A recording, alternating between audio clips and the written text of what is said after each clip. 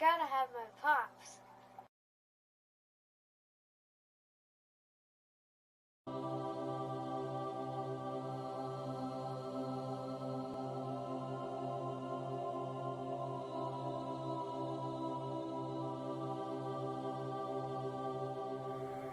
The original intention of the film was just for my personal use, but I thought, with it being such a unique thing, that I'd like to offer it to anybody who wants to see it.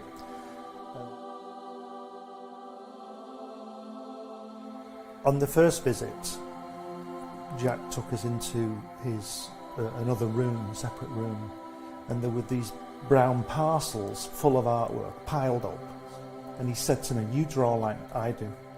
We were in the studio for 5 hours, you know, it was fantastic, and there's this, he's got this desk, and everything he's ever drawn has come from this desk, and then I would just go with the flow, and that's what this film is about. It's just a unique film of him. He says, "I beat you." He says, "They say we came in under the dead heat." He says, "That's not true because I beat you." And the American said, "Well," he says, "if you like to think so," he says, "but I know the real story." He says, I know I clearly won that one." See? Well, Joe is 6'3", and I was a run, see, from the Lower East Side. And being Joe's partner was an advantage to me because Joe was believable, you know, they would talk to Joe, and the Goodman brothers would get to know him. Martin Goodman owned Marvel at that time. He went to his mother and he says, "Look, Jackie got a job drawing." He says, "They're paying him for it, they're paying him money for drawing." He says, "Suppose I go with Jackie," he says, "and he says, they'll pay me money." He says, "I'll draw and they'll pay me money." He said, "I'll give the money to you," which we did. We gave it all to our mothers. They called me from Nassau. You know, I lived in Long Island. And they say, "Would you like to come down and draw these guys in training?" I swear, this is not a story. And I said, "Yes, of course, I'd love to come down." And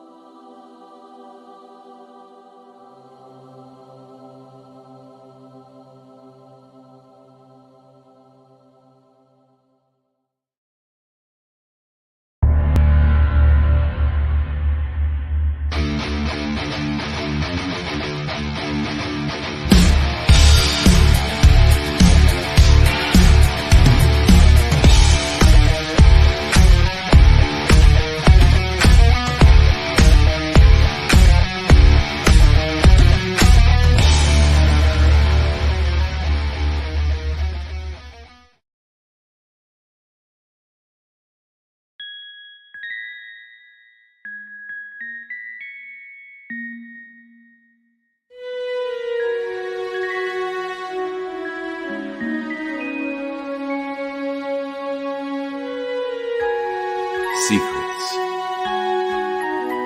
trust,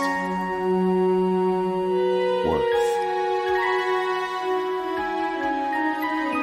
The bond between souls intertwined within otherworldly intrigue. Michaela Jade brings forth the Elite Warrior series, a collection of dark fantasy romance novels set in a twisted world where power lusts in the hearts of men and devotion seduces the souls of women.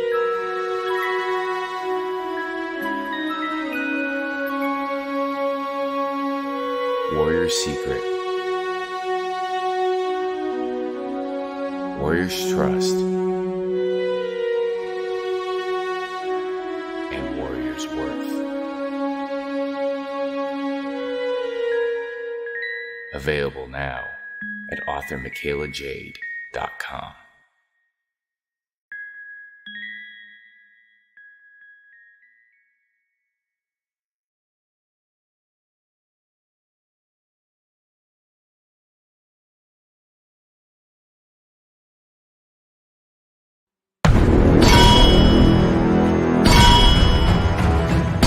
From author Brian K. Morris comes an epic tale of armor forged by a god, a hero forged by courage, and an ancient menace poised to re-emerge and threaten our world. Volcana, Rebirth of the Champion, is available on Amazon.com. Get your copy today.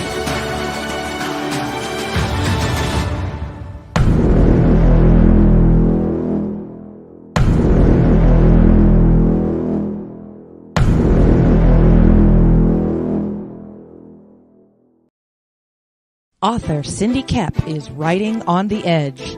Books include Remnant in the Stars, The Loudest Actions,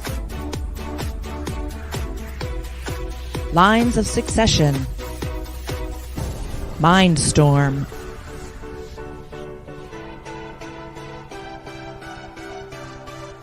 Condemned Courier, the Yerushalayim series, and Animal Eye.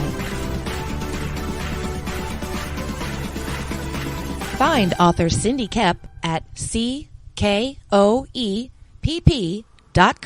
today.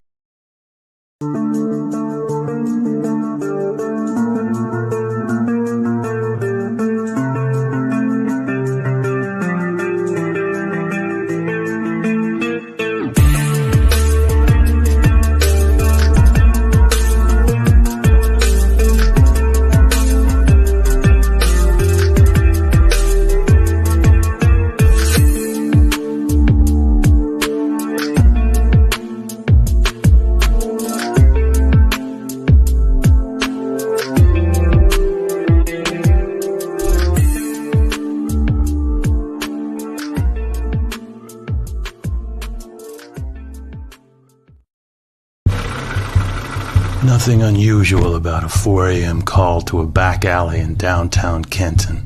A young woman lying pristine and unmarked on the cold, hard ground. I get to work quickly, but there's not much to go on here. No marks of any kind, no signs of struggle, just a dead Vic in the middle of an alley. And then there's that. Dead body in a dumpster that looks like a grizzly bear has crawled its way out of his stomach.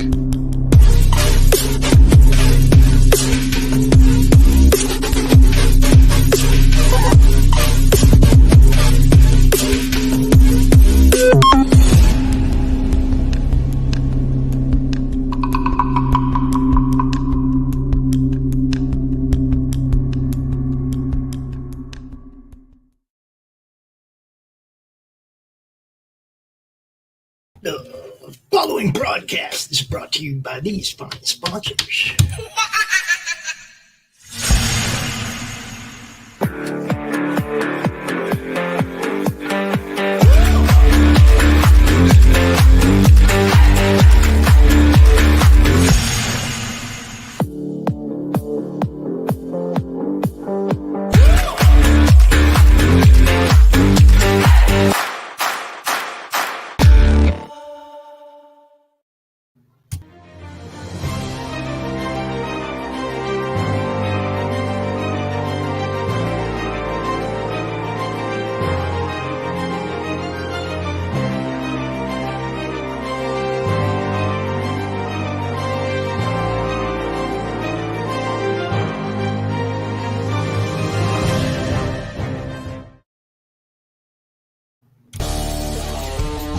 Universe Comic Network and comic-related madness proudly presents Monday Madness, featuring Pops and the Richness, and indie creators from around the world.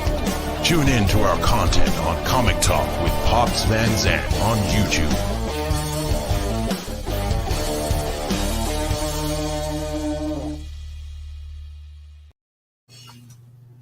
What's up? Hey, yo, what's happening? You know why we're here. It's Monday Madness. We got a full slate. Missing the co-host, but we're going to do this anyway. You know how it is. Our first guest is Mr. Michael Nunnely. And he has a book called Dragon Girl Albino Warrior. Hey, how's it going? How you doing, Michael? It's nice to meet you. I'm not sure if I've talked to you before or not. I talked to so many people over the last 2 years. I think we talked once on the CromCon thing. That could be. Okay. If you know about CromCon, yeah. I've done 29 total of those so far now. Oh, wow. Because we've done 28. We did a couple of them that were Europe-based. For people overseas, we did. Oh, really? You know, nice. We did a couple of those, and then we're about to do our 27th CromCon. It's crazy. Wow. Yeah, like we're sexy as fuck. Hi, Rick. Oh, hey, how you doing? How's it going? It's going. Ha So, I've been following your sign up. You know, telling everybody about the sign up page and stuff. Yeah. And you just sent me a preview page so we can look at the campaign itself. Oh my God, I want to see the preview page. Oh, we're going to look at it right now. We are. Holy shit. We are. So this is Rich. This is my Yeah, it's me. Hey. Hi, Rich. How you doing, man? I'm doing pretty good. How you doing? Hairy. And he gets called that a lot. So yeah. Well, I can relate. I'm a little bit hairy myself. So there it is, right. I'm Pops Van Zandt. You guys know who I am. If you're watching, you know. If you're new and you don't know, I'm Pops Van Zandt, a comic fan that, you know, kind of saw an opportunity to help people when all the cons went down in 2020, and I started doing an online con. And that's what I still do with a couple weeklies thrown in, you know. Nice. This guy, it's expanded just about everywhere. For Monday, and he also hosts our open draw stream show on Sundays. That's me. You know, the Richness. Busy, I see. Trying. Yeah. Keeping as busy as we can. You know, Pops is always busy. He does everything around here, so you know, he's the chief. He is the absolute chief. I'm I'm the Gilligan of this uncharted island here. Oh yeah, right. You're the Gilligan. I'm the Gilligan. If it was, I sure ain't the Marianne or the fucking Ginger. You know, the Ginger maybe. If it wasn't for me being able to get Nita's the Ginger. Professionals, actual industry professionals, to come give this show a little bit of legitimacy and a little bit of credibility. Look, I'm no idiot. They ask questions than I do. I know that. That's why I bring them along, because they know more about this stuff than I do. You know, I'm just He's being very charitable. I'm not a professional in anything. I'm just I'm a terrible human being. Without ever looking at the names involved. Have you gotten paid for what you do? Then you're a professional. Oh yeah, fuck yeah, then man. You're a professional. That's lots the definition. Of money. I got lots of money. When I was working on those bastards, I'm like, yeah, I got lots of money. Hey, Shadowhawk, what's up, my friend? Shadowhawk, did you sign up for my campaign yet? And while you're at it, sign up for this one. I got the link for the sign up too. Yes, so let me get that. Give me a minute. I want to sign up for that. Give me a moment, please. Pops gave it to me earlier, and I don't have the ability to sign it on my phone because I lost my up-to-date phone, so I'm using this crappy ass phone that's like 5 years old and shit, and it's like it gets nothing.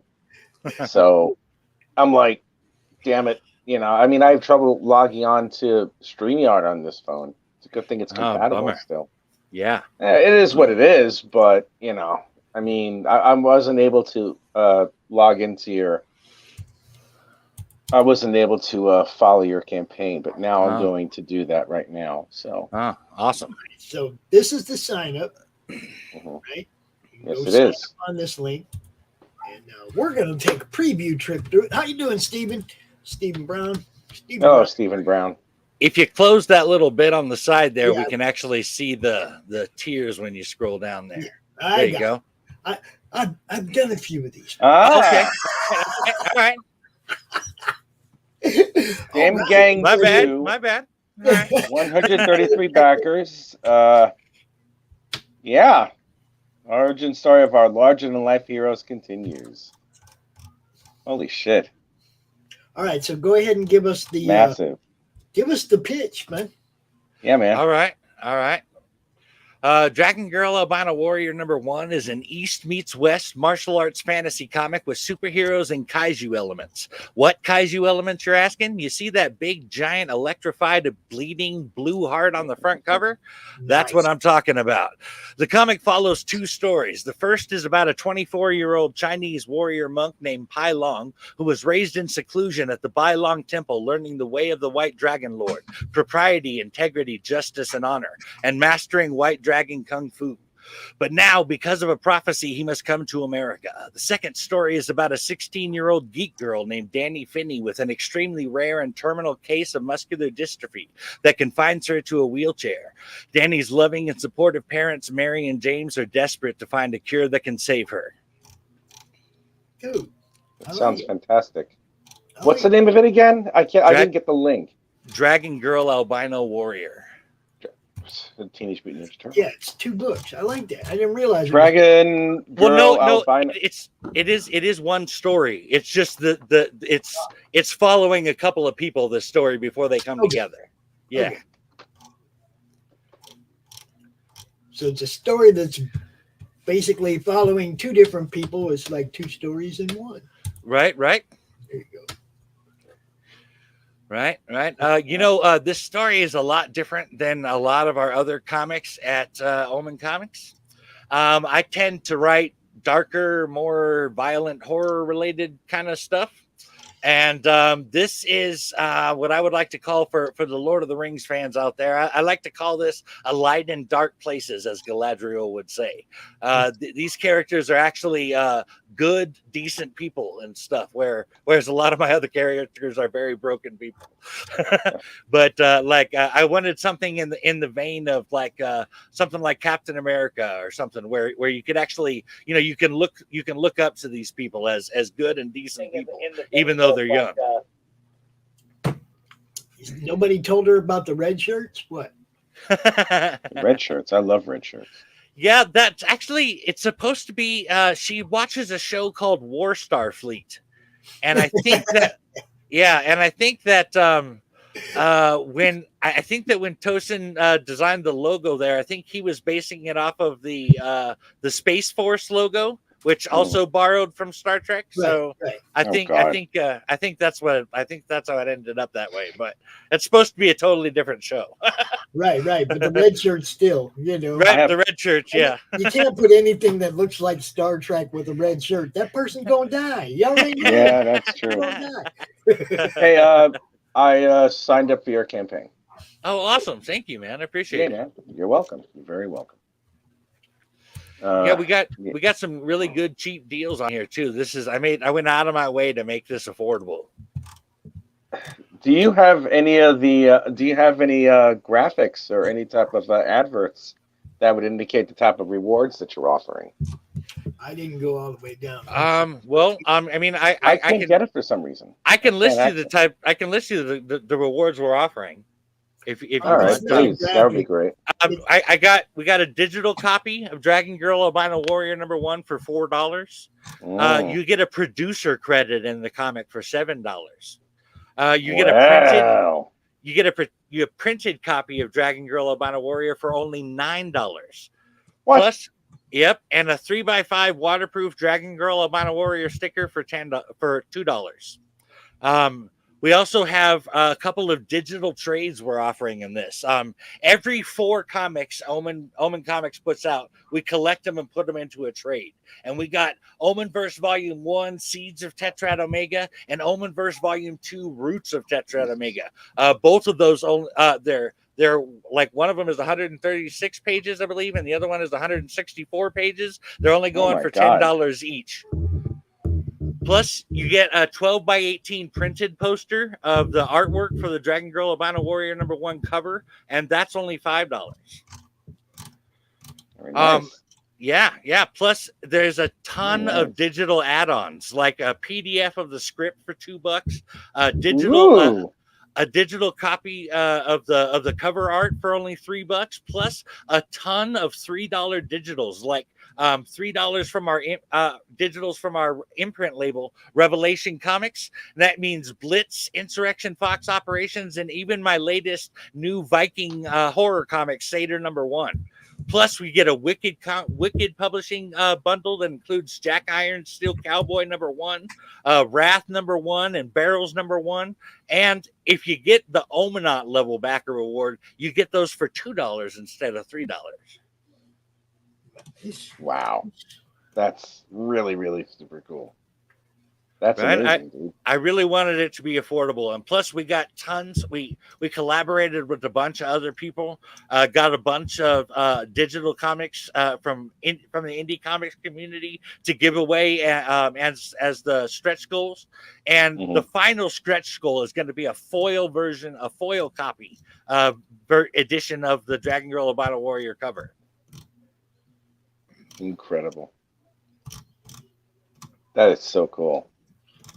Oh, and let's not forget my digital guarantee. Check this out. You have a digital guarantee? That's amazing. Check this out. I got to hear this. If you back our campaign, now granted, you have to provide your email address when we send out the request. But if you back our campaign, even if it's not successful, you get a digital copy of the comic as a thank you for backing us in the first place. You'll be successful. I hope you will be. Right. I want you to be.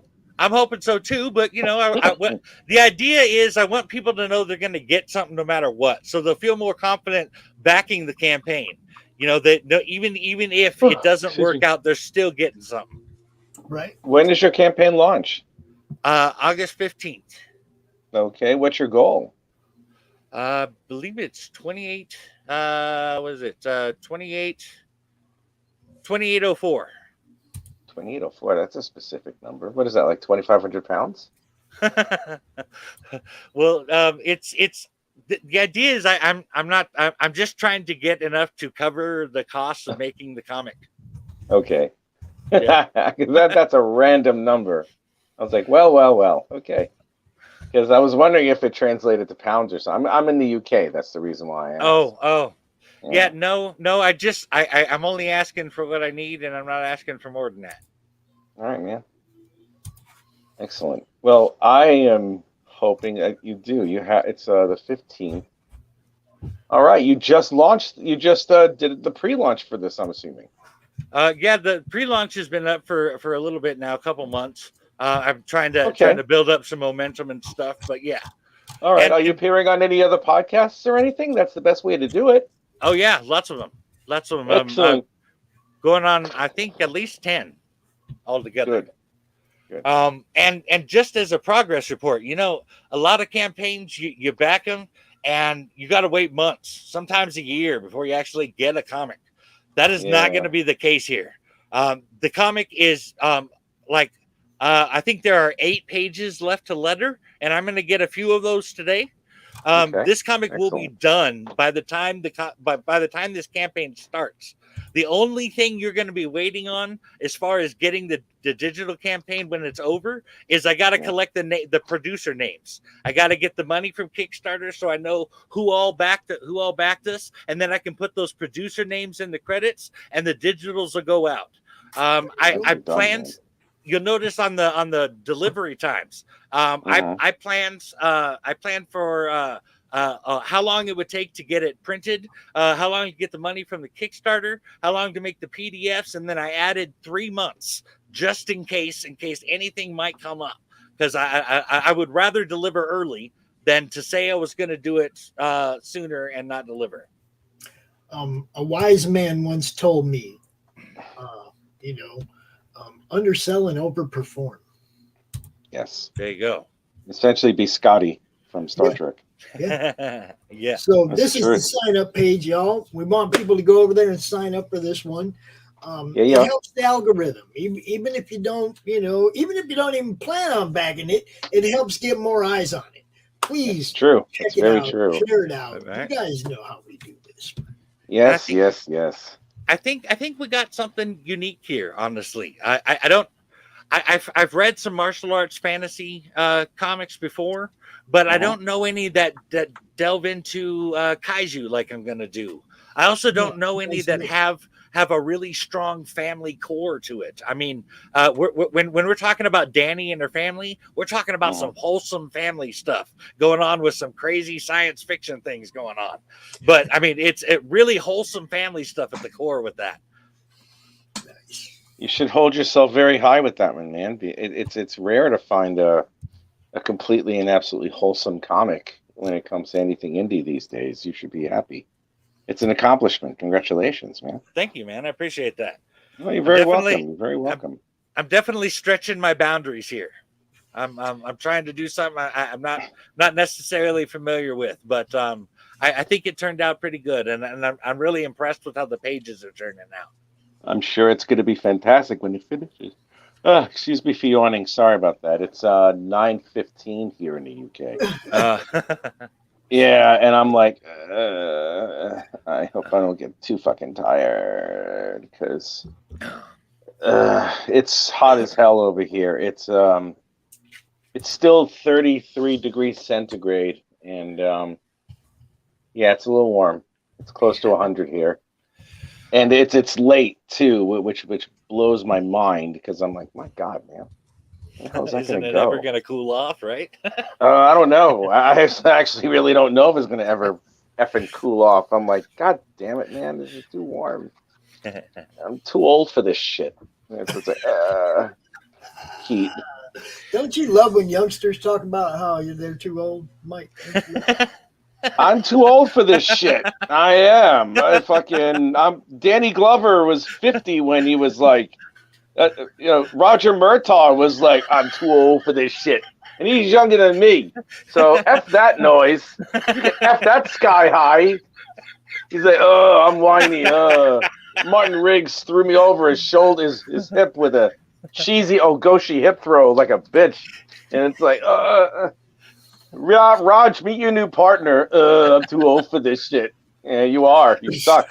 All right. You made your case. I'll agree with that. That is true because I'm 53. And, I don't. Mel Gibson ain't gonna throw my ass over his hip. Good luck, Mel Gibson. You had your time during Mad Max. What was that? 100 years ago? I'm bitter. I'm a bitter man. I didn't pick up on that at all. I mean, no, not in the least. Not in the least, there, my friend. Not in the least. So, this is now. Why did you have a departure from the stuff that you usually do? Honestly, I have this big, huge overall story, and there were some elements of the story I needed to tell, and I had to tell this story to involve those in the story. So it was like I actually tried to get a couple other people to write it, and it just didn't work out. So I decided I was gonna do it myself. And plus, you don't grow as a writer unless you're stretching your boundaries. Yeah, that is true. That is very, very true. That's why Rich went from sorceress to flapper girls in his next series. Totally different direction. I'm still going to go back to the sorceress. It's just I love people that are not afraid to test the waters somewhere they're not familiar. Well, the next one that I'm going to do after this is either a guy who's half man, half ram, and it's supposed to be a comedy, or I'm going to go back to like a future time. I may even offshoot the beginning of like this one and make it like one of those crazy ass future tales or some shit like that, but in the same setting, like 300 years in the future or some shit. Yeah, it's gonna be. I'm gonna make it a little bit more socio-psycho or some shit like that. I don't know. I need to smoke a lot and take a lot of drugs to see how far I can go with it. Yeah, well, I can't blame you there. my secret, Cheech, my you get the secret is yayo. coffee. My secret is cocaine. My secret is cocaine and the blood of virgins. The blood of English girls.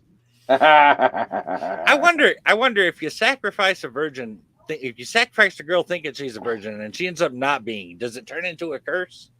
Yeah, it does. Not only does it turn into a curse, but parts of you start falling off indiscriminately, and you're like, "Fuck, what's next?" Like, oh no. There are some people that I know whose, if those parts fell off, that would be a benefit to humankind, not like a detriment. You know, it's like, don't spread your seed, young man. We had enough of you here. Oh, jeez. But not enough of you, though, because you're the goods. I, however, am not. I'm just so happy that I got myself snipped, because if I did not, oh, there'd be more of me all over. And we don't want that in this world. You're right. You should be proud of yourself, though, for taking it seriously. You should be proud of yourself for stretching your boundaries a little bit here. That's a really good thing. It really is. Man. Now, when this is backed, how do you play? What's the main character's name again?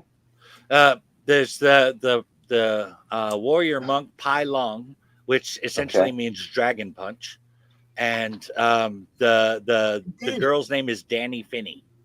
Danny Finney. Pai Long and Danny Finney.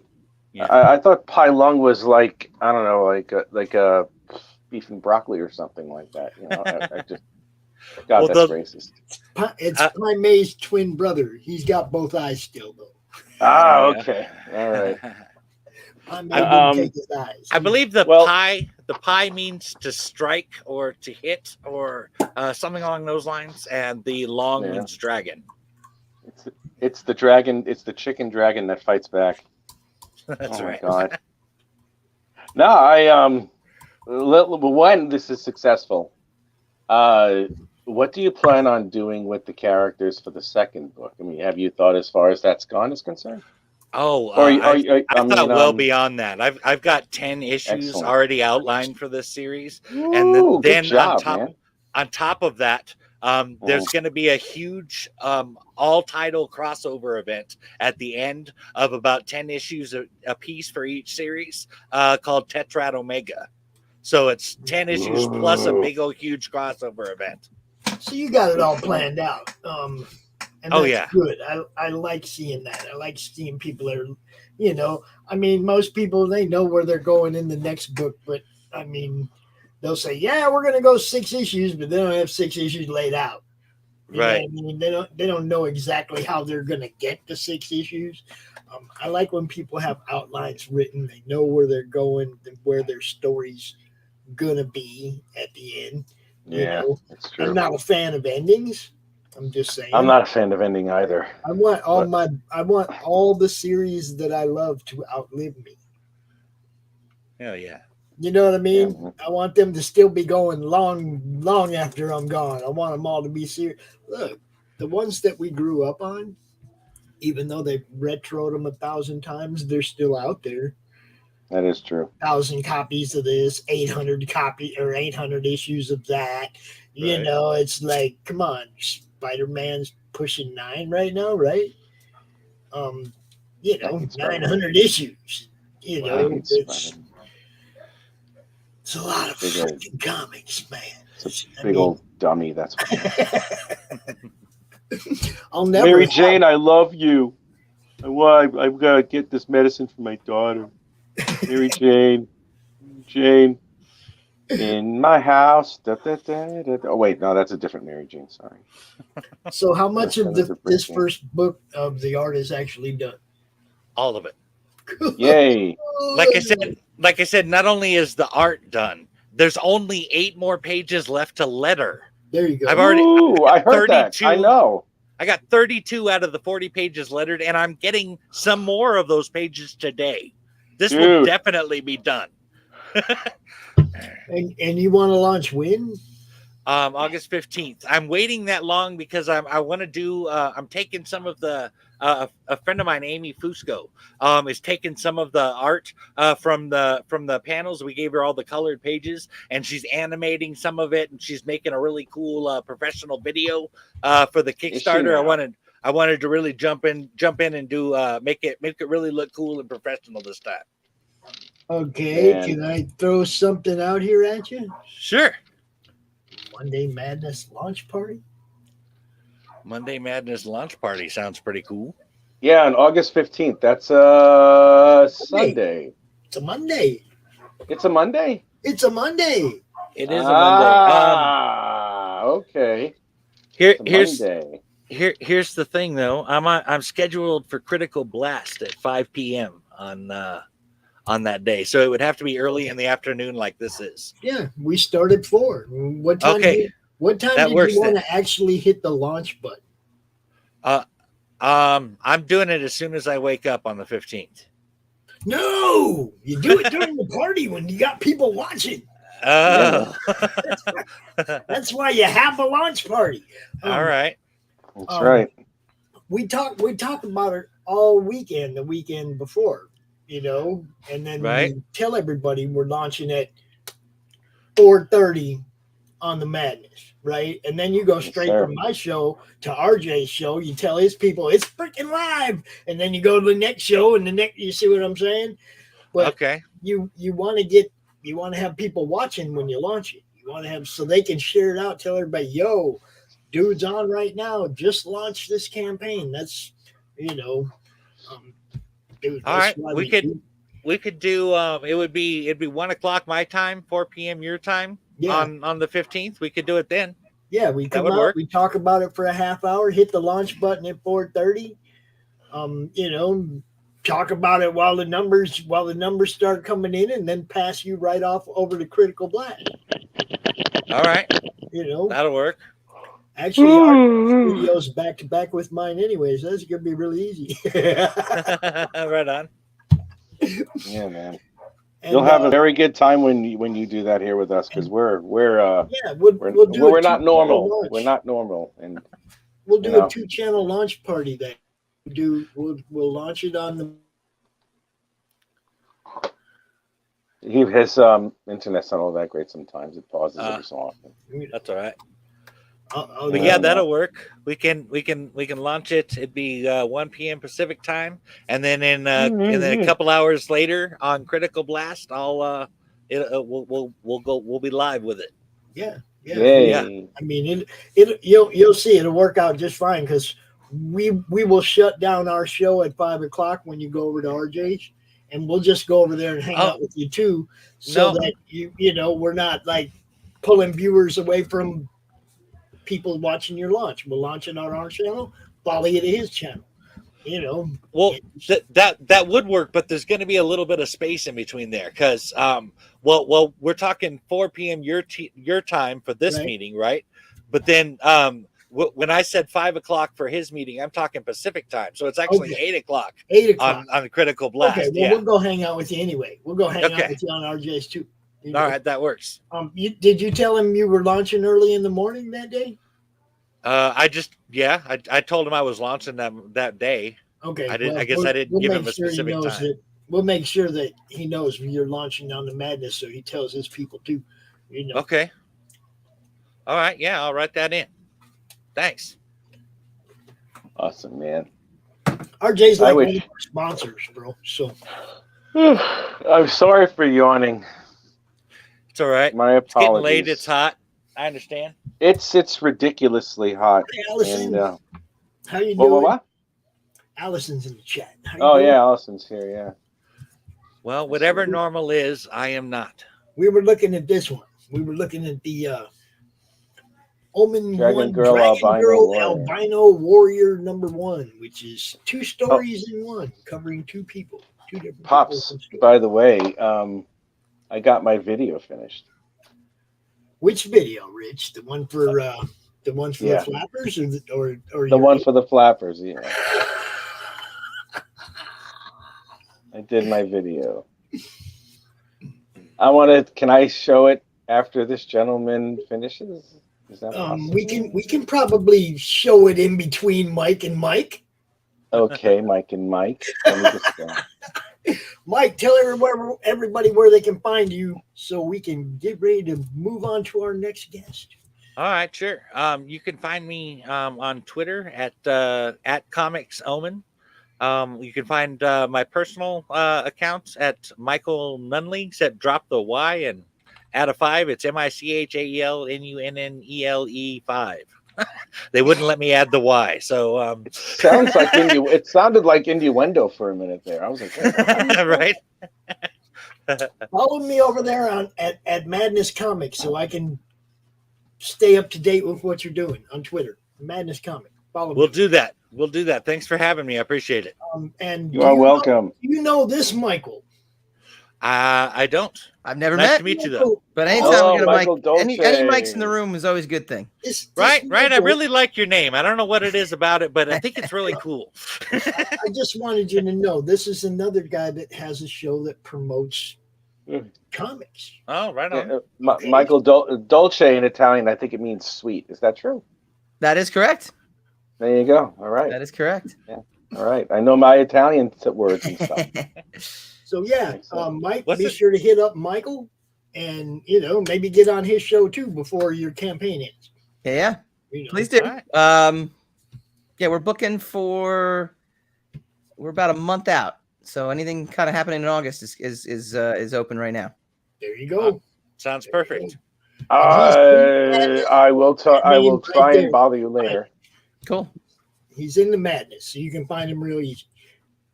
All right. Hey, All right. Mike Thanks. Nunnely, can you subscribe? Can you sign up to mine? I could use some algorithm help too, please. Yes. What's it called? The Roaring. The Roaring. All right. Yeah, I'll check it out. Thank you, man. Thank you. No problem. Drop your link, Rich, for the sign up. Oh yeah, let me drop the link. I'm gonna drop things all over the place. I feel like a klutz. Jesus Christ. Yeah, if you put it in the private chat there, I can just go straight there. All right, I'll do that. If I can All find right. the private chat. Give me 1 second. Allison knows us so well. We are not normal here. Dude, I dropped the I put the trailer in the main chat, so. Okay. Okay, so There we go. Where's the private chat? Just to the left of comments. Trying to find it.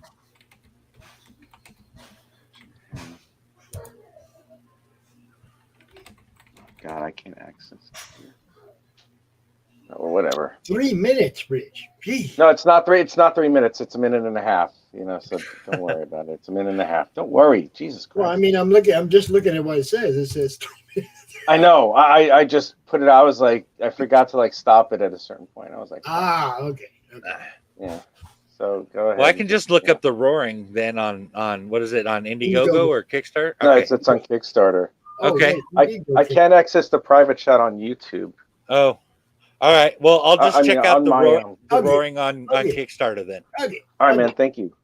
All right. Okay. Thanks for having me, guys. Thanks for being here, man. I appreciate it. Talk to you later. You have a good Bye, one, Mike. my friend. See ya. Good luck. I got you, Rich. You're right there, bro. All right, yeah, there I am. Thank Right. you. Well, I was about to do that. I could do that too, but even I have the capability of copy paste. So. Now, Rich, I don't know if you know Michael or not, but he has a channel as well, a show called Rogueway. Yeah, it's a Rogueway Rogueway? podcast. It's through a company called Rogue Matter. They're out. It's a startup out in LA, and we talk comics, movies, TV, and pop culture with the rogues who create it. Yes. Nicely done, man. Congratulations. Yeah, I saw your campaign and 326 followers. That includes me. Oh, that's awesome. Thank you. Yeah, Epicenter issue 1. Yes. This looks ridiculous. Yeah, it's cool. It's Blade Runner meets Cabin in the Woods. So it's Evidently. Look at this. It kind of reminds me a little bit of Logan's Run. Yeah, totally. A little bit. A Savage Logan's Run. Like if Logan was in the Savage Land. But look at that nasty creature. Yeah, God, so it's bloody hell, basically- man. Oh, thanks, man. Cover Did was you done do by this? Admira Wijaya. He's a Filipino artist. I think Gotcha. he's Filipino. Yeah, he is Filipino. He's amazing. I've worked with Very him on a good. bunch of projects. My last project, Time Trader, he did a cover for me on that one, and he did a cover. He did a cover for a project that will be released probably next year. It's still in development, but he did another sick cover for me. But I've also got 2 other covers. Pops, I just sent you actually. Yeah, which I see it. I said I probably should have sent it to you earlier. I don't know. There goes my brain right there. It's all right. Brian Peterson did a variant cover for us, and I'm good on my feet. I'm good on my feet here. So I'm I'll not. have that I'm up terrible. I'm just 2 left feet, all thumbs. And we also have another cover too, which is from Joel Souza. So Okay. all different kind of styles, just to, for the cover, for people who love the different variant covers, and we know how people love those variant covers, man. So it is crazy, isn't it? yeah, so it's been cool. It's this is a project that has literally been sitting in my drawer for like 10 years, and That's a long time. yeah, it's I Damn. pitched it around to a couple different companies over the years, and it was just never a good fit. And then Dren Productions, which has really blown up on Kickstarter. They're doing amazing stuff on Kickstarter. Yeah, there's the Brian Peterson cover. There you go, Rich. There you go, buddy. There you go. Yeah. No, he knocked that out of the park for me too. It's just awesome stuff. Look at that 5-eyed purple and blue monster, dude. It was a 5-eyed blue horn, flying purple people eater. That is awesome, man. That's a nice cover. Jesus Christ. I quit. Again. I like that. That's Bruce Timm inspired, it looks like. Yeah, it's an artist named Joel, either Joel or Joel Souza. Being that we're in the internet, we never know how to pronounce names, right? And it's just been sitting in the drawer for like the past 10 years, and Dren Productions and the publisher of Dren Productions and I go way back, and I was like, yeah, what do you think? And he's like, yeah, let's do it. And so it's going to come out through Dren starting in Tuesday, actually next Tuesday, a week from tomorrow. It'll hit Kickstarter, which is great. And then Dren Productions is it's an up and coming company. They just got Diamond distribution as well too, so we'll be out. So we'll be post Kickstarter, we'll actually have some stuff in stores too, which I think is to me what's funny about Kickstarter now. It's still, I think, the missing link for me is you can Kickstart a book. You can get it, you can make money on Kickstarter, which is amazing. But then you can still I still like being able to tell you that, yeah, my book's going to be in stores, and people and have a wider audience. And you might not make any money on Diamond. You might not make any money being in stores. You might not make any money, but it's such good marketing and such just, again, to be able to, have something at a retail shop and have it on the shelves, man. There's nothing like it. I've had the pleasure of having that experience, several times, and I want to have several more. So it's a pretty cool thing. You should be proud of yourself, man. It looks like it's gorgeous at the outset. It looks great. Thank you. Yeah, you're welcome. You're welcome. We're excited. So, but basically, Beth Cooper, she finds out her boyfriend is not what he appears when they're out camping post senior prom. So it should be they're not camping. Some good old fashioned horror mixed in with some sci-fi, and who is he? What is he? And the hook of this, I think has been like I said, a long time coming, and I think people are going to really dig it. I signed up immediately. Cool. I signed up immediately. I was like, yeah, this is good. Cool. This looks like it's pretty amazing. Well, I will tell you, I at least in my experience, I've always put out nothing but quality. You might not like it, but you'll definitely say it's at least well done. That's why would anybody say they don't like it? Right? That's an odd thing to say. Well, taste is subjective, right? I mean, people are going to say they like it or they don't like it. I can't do anything about that. But what I can do is put something out that I'm proud of.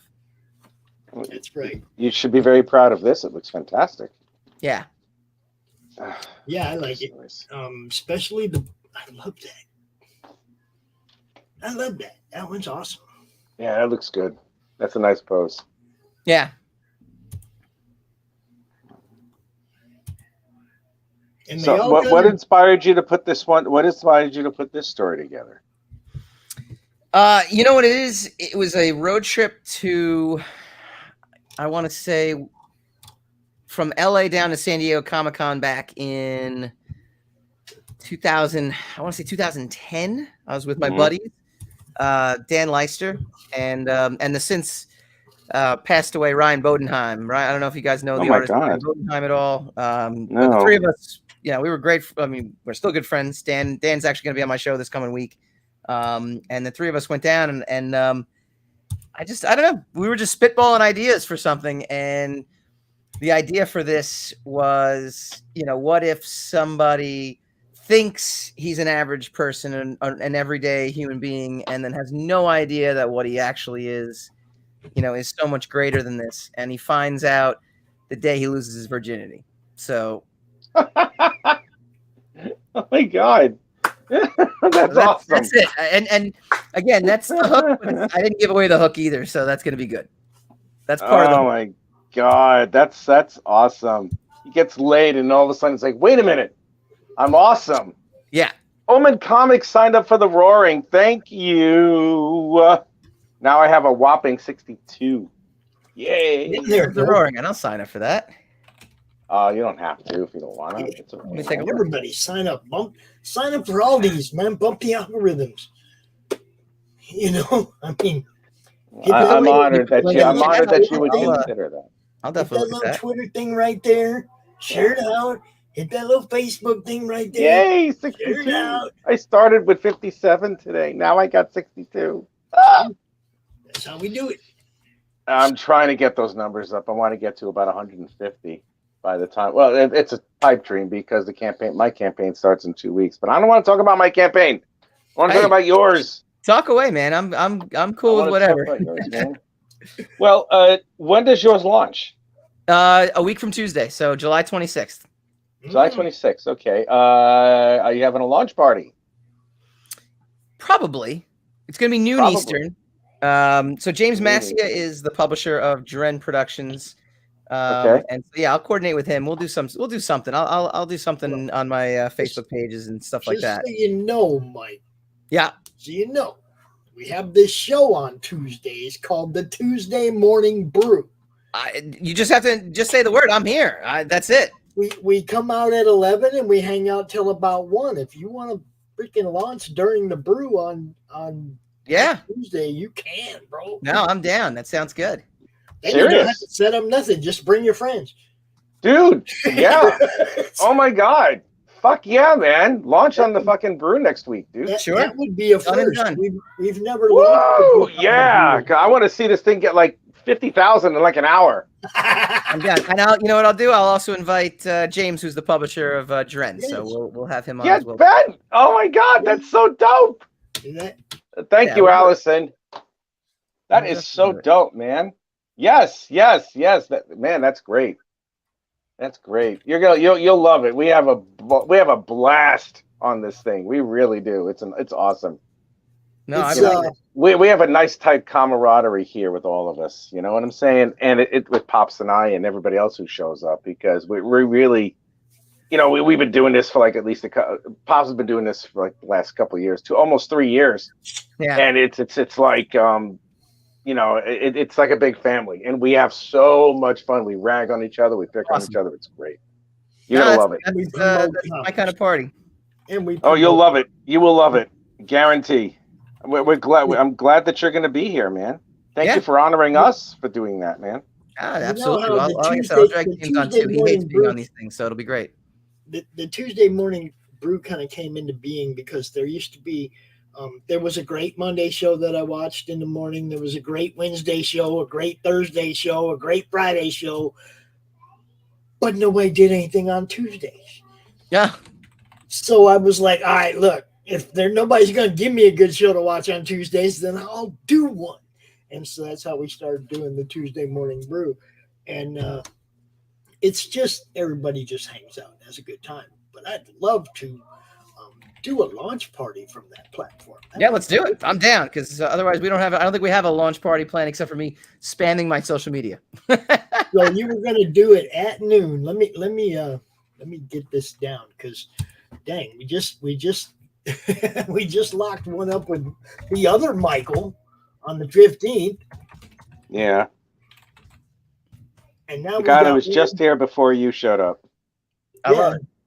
Again, all Michaels are friends. All Mikes and Michaels are friends. You know what? We got one more Michael coming on later too. That's crazy. Oh my God, 63. I got 63 followers. Yay! All I need is 37 more for 100. That means I can add. Yay! Put it in the chat. Where's the chat? Or where do I see it here? It should be there. It's right above Epicenter. Right above there. Right above the Epicenter thing. Come on. Oh, there you go. Okay, yeah. Loading. Here we go. Thank you. I didn't expect that. Thank you very much, man. Oh, man. Thank you so much, dude. That looks cool. What's that about? It is cool. Let me hear. What is that? Oh, what's the pitch? Well, that's about. It's about three. A group of flappers named Ruth, Dorothy, and Ginny, and they lead a smaller group of flappers who have come together, who have decided to take over all of organized crime in Chicago in 1920. So they use any and all means to climb the mountain of all sorts of organized crime, but they're essentially killing everybody. They're killing all the mobsters and trying to take over all the property, all the territories and everything. Now, Officer Sophie Grant, one of the first female police officers in Chicago. This is like an alternate history. She accepts the assignment to become an undercover officer infiltrating that group of flappers. Now, whether she gets to destroy them from within, oh no, Doc sounds like Rich again. I know, right? Okay. When she joins the group and she tries to infiltrate and destroy them from within. Now, time will only tell if she's successful or not. And I'm digging this thing. I really love this. If you watch our draw streams or anything, you've already seen a lot of this art drawn. He's doing it live on the show. As I told him, man, you got to stop. You can't keep showing everybody the whole freaking book. That's what. Yeah, I haven't. I'm not drawing anything anymore on live because I wind up revealing too much without even thinking about it. So I'm like, he just starts talking about the story and he's drawing away, and it's like, and then before you know it, you just took us 3 pages ahead. Yeah, I know, right?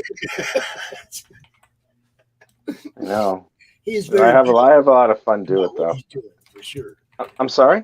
I say you're very passionate about what you are doing. Well, hell yeah. I'm doing it all. Shit, no one's helping me. I don't got no fancy writer with a sweet last name. Intent, wink, wink, nudge, nudge. Who does all this stuff, and all that other jazz. So, Michael, I have work I have to do.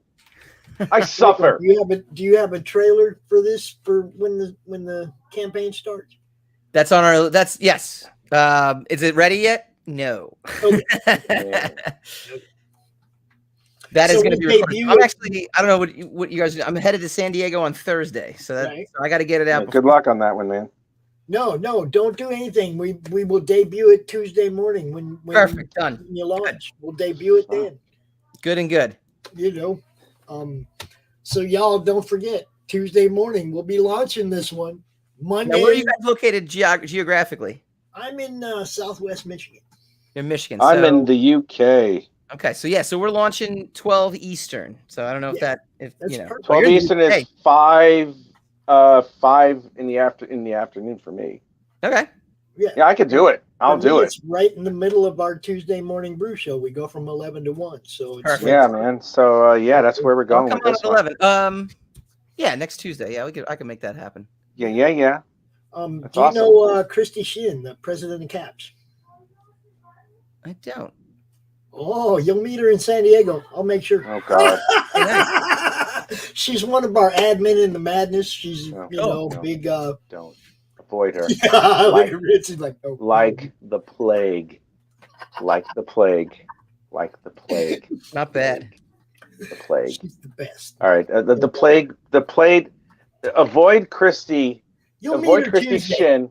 Anyway, Yeah, you'll meet her. No, but you'll meet her before that because I'll make sure. Kind of, I guess, but avoid her like if the plague had a baby with AIDS and then gave birth to a new disease. That's how bad you have to avoid them. Oh, cut it out, Rick. All right, I will. He loves. So I'll pop on for the whole Tuesday show. I'll pop on from 11, and then I just got to jump off at 12:30. But dude, I'm down. That sounds awesome. Now, why do I have to avoid her in San Diego? Because I literally have no San Diego plans. My plan is just to get away from my house for 4 days. I'm truly picking on her, and Christy Shin is one of the sweetest people I've known.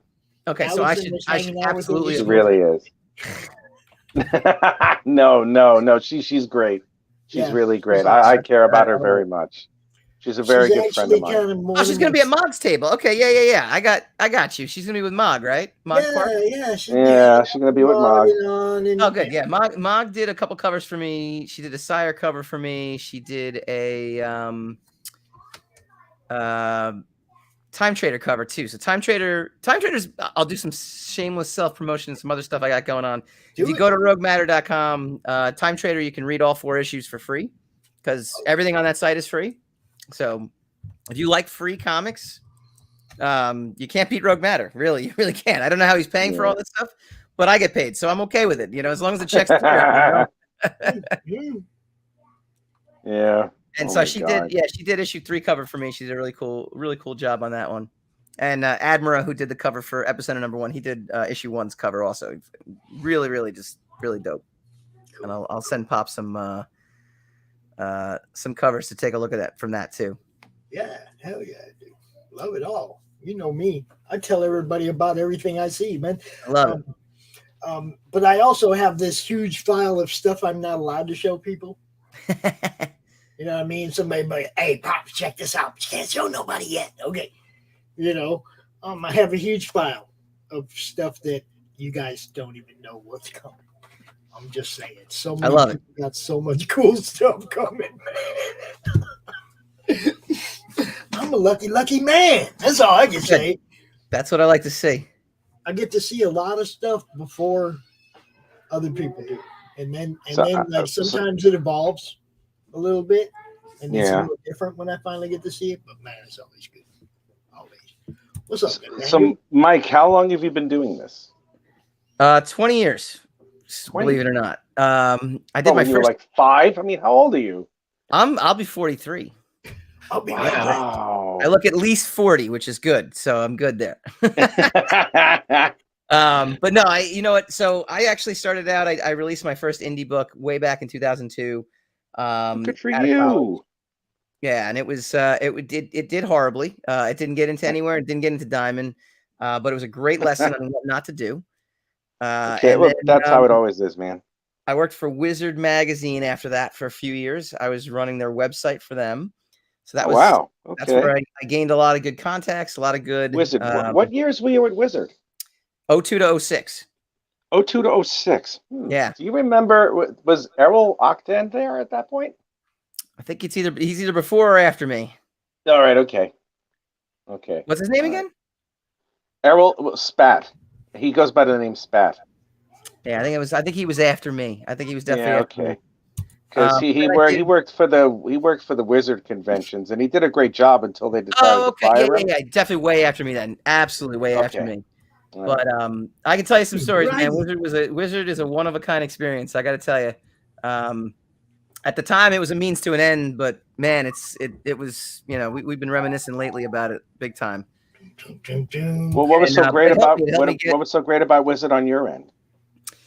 The people. It's just about the people. Like, I mean, the people that work there also, like, they're all working in comics or TV or something, and that's the thing that's so kind of kooky and crazy about like the Wizard experience. It's just like how many ended up going on to just be professionals at doing this, including myself, which is great, which was the whole idea of working for him was to learn. And in 2006 I did the Sire, and that's my flagship book. That's my Sire Studios flagship character, and that's been going. That was in Diamond, that was in stores back in the day, and then I got published by Image in 09.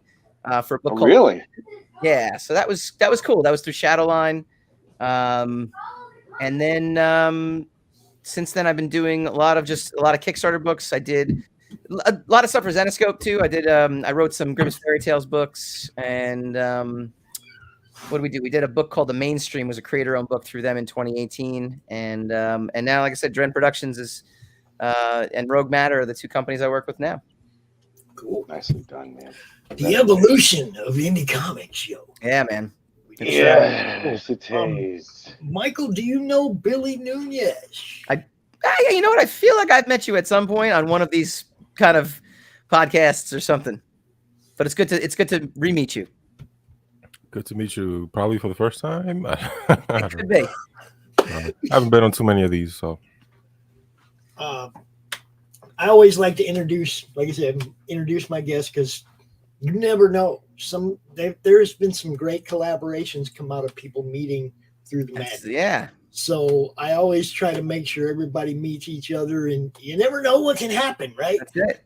You know, that is true. Right. That is very true. Rich knows because he's always branching out. But you also got people like Jim O'Reilly. You know, I don't know if you guys know Jim, but Jim's done some awesome work and doing more. So, you know, that's another guy we're going to have out here on the regular. He comes out to the draw stream pretty regular. Cool. You can check his talent, yo. Terrible. Some crazy good artists coming out here. He's a hack. Awesome. I love it.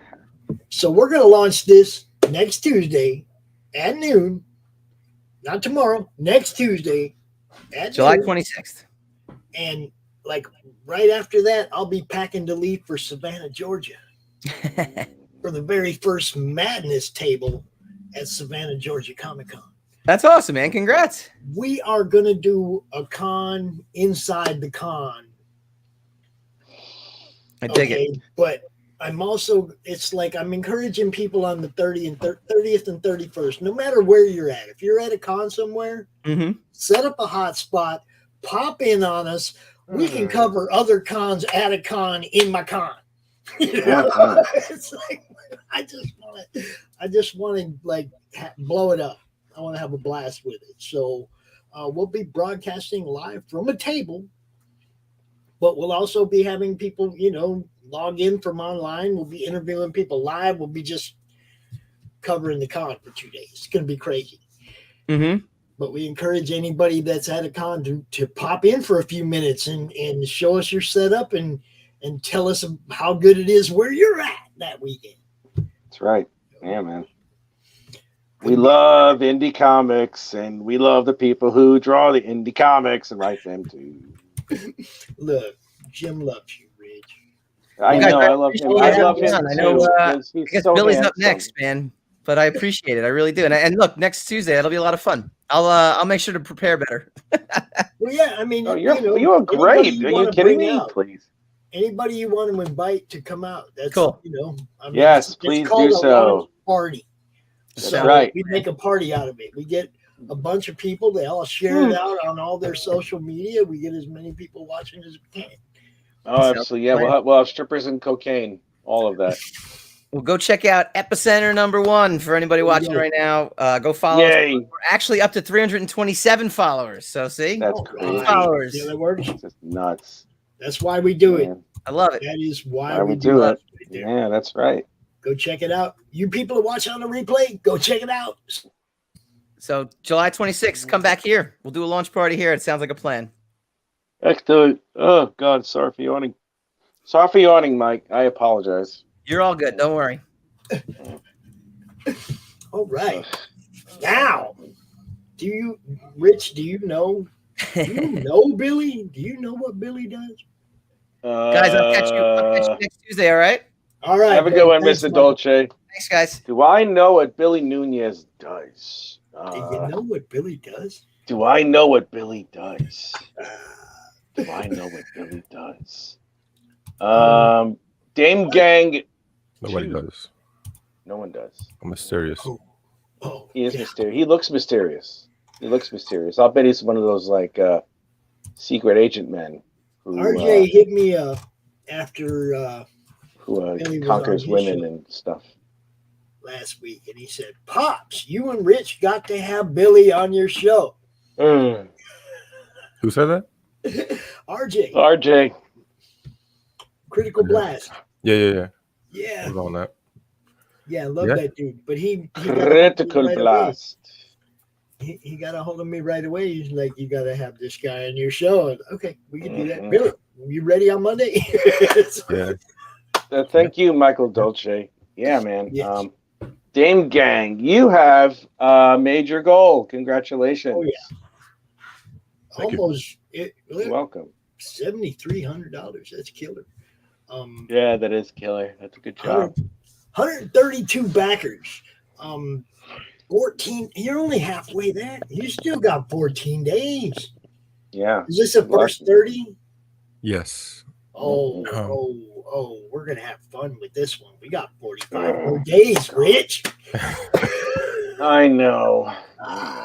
Yeah, I wanna do the just sneak in the extra 30 at the end so people get the notification. You know what I mean? Like, Yeah. Yeah. I've seen people do that trick. I want to play the trailer, but I have to go to let a dog in real quick, and I don't want to miss the trailer. So as soon as I get back from letting the dog in, I'm gonna play this trailer. Got me, Rich? Okay. 30 seconds. All right. Sorry, Billy. I live in the UK, and it's like after 10 o'clock, and I'm like, fuck. I got up at about 3 o'clock this morning. All right, so Dame Gang 2. When did Dame Gang 1 come out? About the same time last year. Same time last year. How many pages are each issue?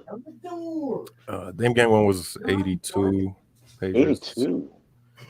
Yeah. Thick books for thick ladies. Well, they don't look like they eat salads, that's for sure, man. Yeah, man. Gotta add a lot of meat. You gotta have a lot of meat. Oh yeah. I've had girlfriends like that, man. They're the best. Are you ready now? They're all jiggly and shit. You feel like you're causing an earthquake in Japan. You know what I'm saying? Yeah. It's like they're all jiggly and shit. Ooh, look at this. I like this stylized this is a version book of it. in which big booty hoes are like twice the size of ordinary men. The art is fantastic. Look at this, big booty hoes. I'm with it. This is professional. It's so interesting. This art is hot as hell. fuck? My God. This is completely original. I've never seen anything like this before. It is fun. The art looks consistent. It's sexy, but fun. It's sexy but funny. These females are juicy, big booty. They're not even hoes. They're like big booty fighters. Beautiful women. Dame Gang. You know, this book looks badass. Amazing. Absolutely amazing.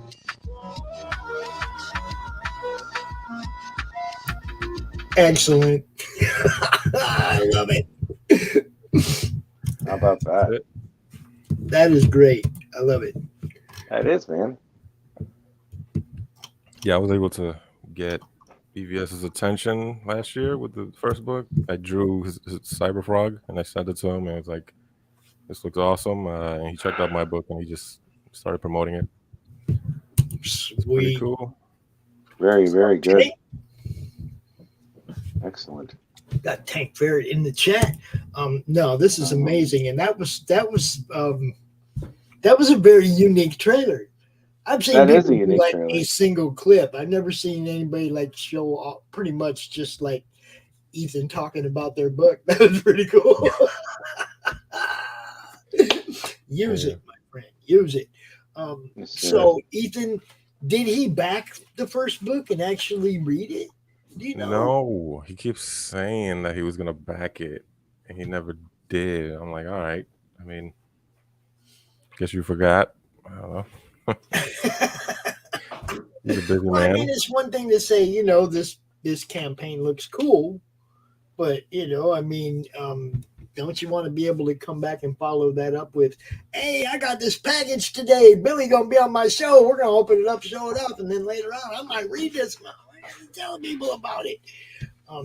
Yeah, I'm still trying to get that going. I don't know. I like to make sure that when somebody sends me something or I back something from somebody, that when I receive it, we do an opening. We come out live, we open it up. I get to show people how you fulfill, which is important to a lot of people. They want to know they're going to get their book in a decent package and in decent condition, right? So I like to make sure that, we do comic unboxing as well. Yeah. I like to have you out with me when I do it. You want to see the package? It's I mean it's really nice. Look at that. Look at that. Wow. This is kind of damaged because it came back in the mail. Yeah, I get you. Oh my God, that looks great. So it's gonna take some damage, but it's it's a nice special custom printed box. Now you need a box to put the box in. Yeah. Does that fit inside one of them priority boxes? Yeah, it looks like it does. Right in there. It's probably that would be too much. It's meant to be the package. It's gonna take some damage. I just hate the way they treat our stuff. Yeah, you just throw it around. Guys, forgive me. I got up at like 3:00 this morning. I'm about to crash. I am sorry, Pops. I gotta get going. I gotta go to sleep. It's all right, brother. Billy, forgive me. Congratulations on your immense success. I hope you double what you get, and you should be proud of yourself, man. It looks really good. It really does. Thank you. All right, you're welcome, Pops. I bid you good night. Cool. You have a good I'll one, see friend. you tomorrow, my friend. You will see me tomorrow. Have a good one, man. So Billy,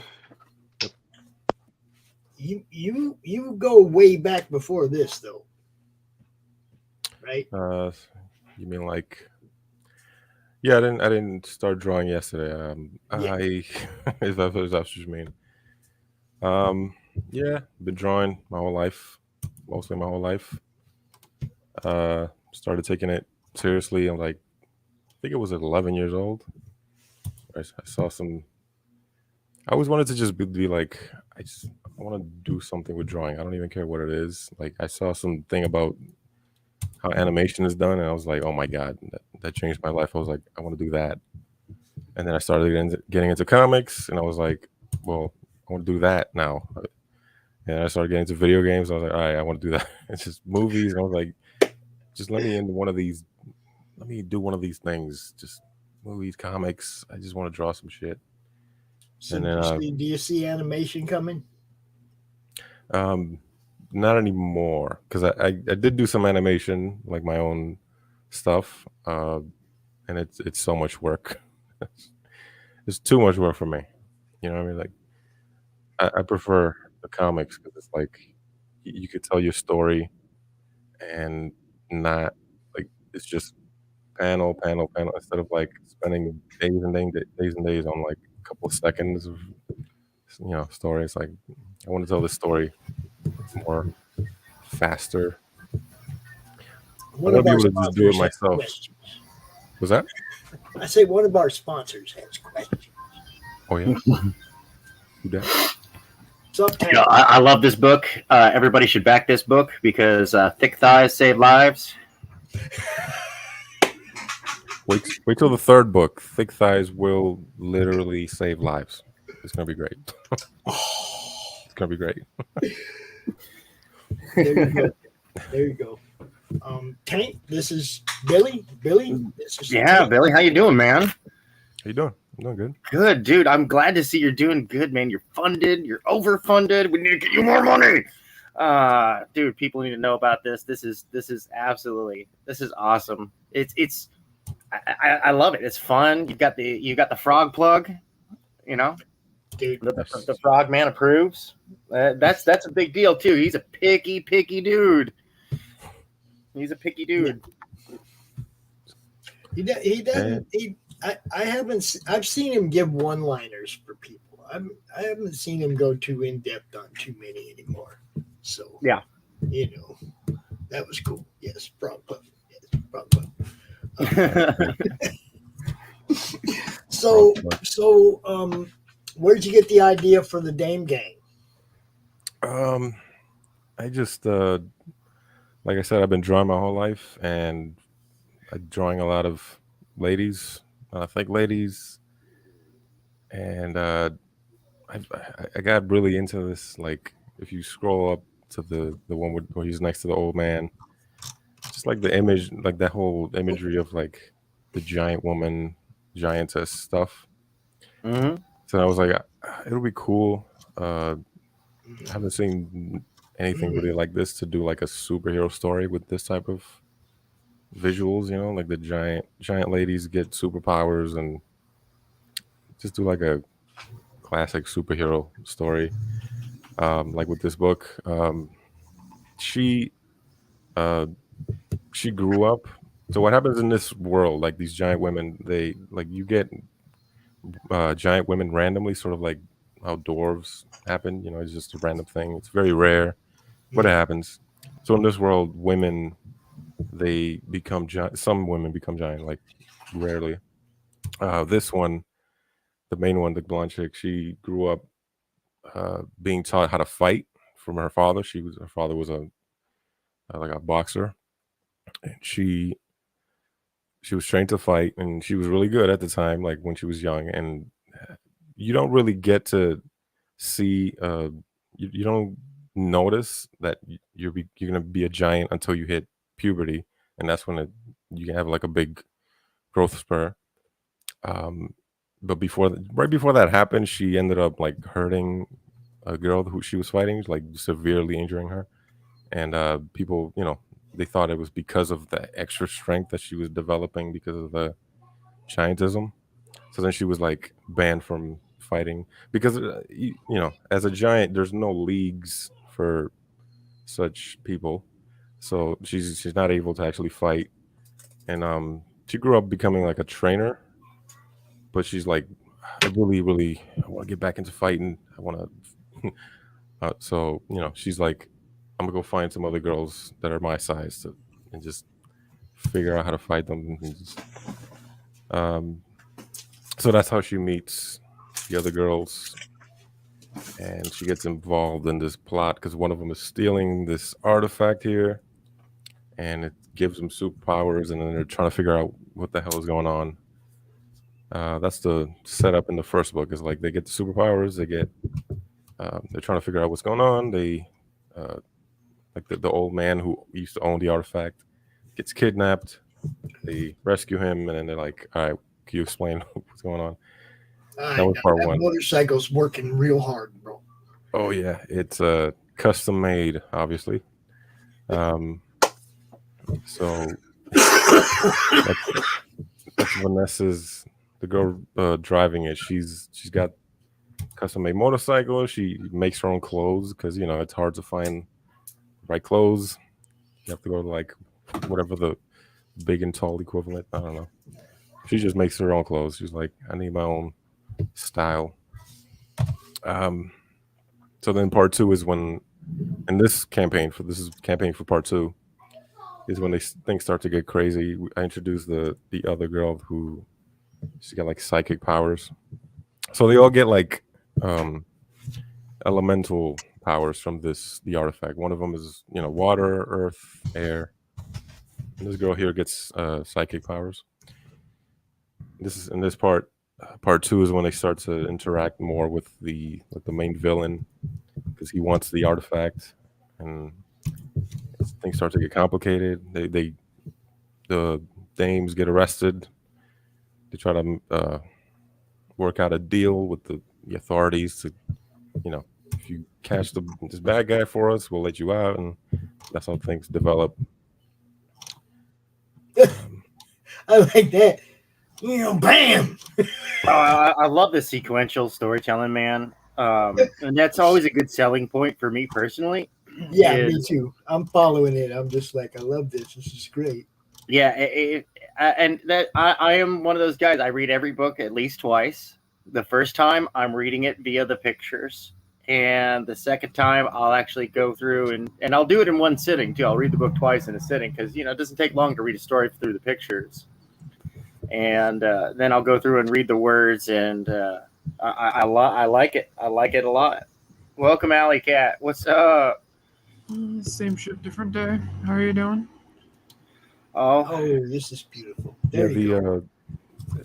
What you said about you read the pictures first. That's how I write it.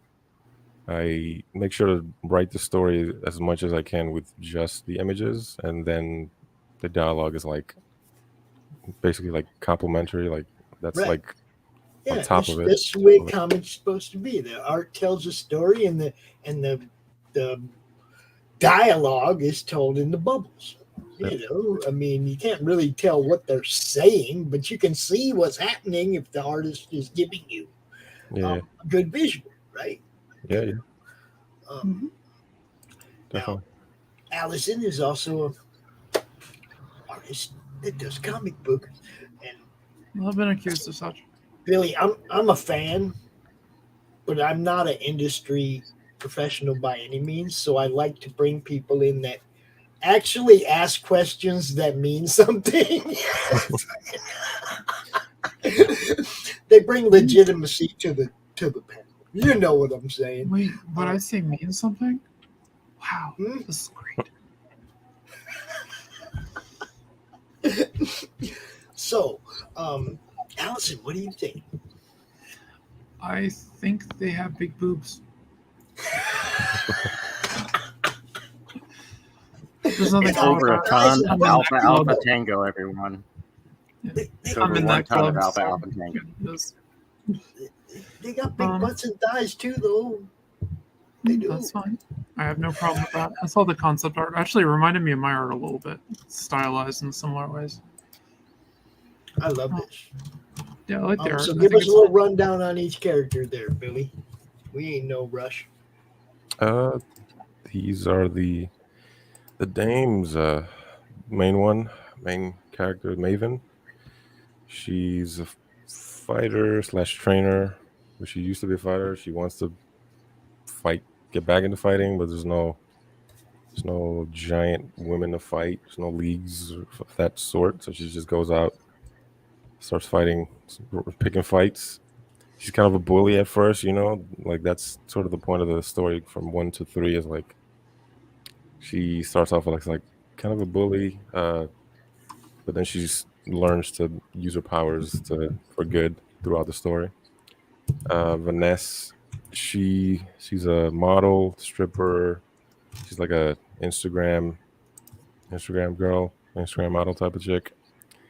And she's like, you know, she strips, but she's like getting more popular through the like Instagram stuff. So she's like, all right, this is easier. It's making me more money. And she ends up fighting with Maven because Maven finds her through her Instagram and they fight. And Vanessa's like, she realizes that she's starting to get more, you know, even more clicks by having, you know, her and Maven around. So she's like, all right, so I should stick around with these girls and get more clicks. And then Rio's like a mercenary who gets hired by the main villain to steal the artifact. And she ends up, it's a complicated thing where she ends up getting abandoned by the guy she was with. And that's how she ends up meeting Maven, who is like Rio. She's a thief, and then Maven ends up like, because Maven used to be a cop, so she's kind of good at like figuring out how to catch these bad guys. So she figured out how where she was going while she was stealing the artifact, and this is how they come into contact with it and how they end up fighting or whatever. This is what happens in the first book. And then Lucky is she's doesn't show up until the second book. She's actually adopted by the old man, who's the guy who owned the artifact, and used the artifact on her and gave her powers, you know. But it was like something wrong happened when she it kind of corrupted her a little bit. Like she gained psychic powers, and now she's like when she gets stressed. It's kind of like Carrie, you know, remember the movie Carrie? Yeah, she gets stressed and she just loses it and she just starts hurting people. So that's fun. Like Carrie, why didn't you? No, I'm kidding. You say, why didn't you name her Carrie? No. I know. No, that would be too close. A little too close. Caroline.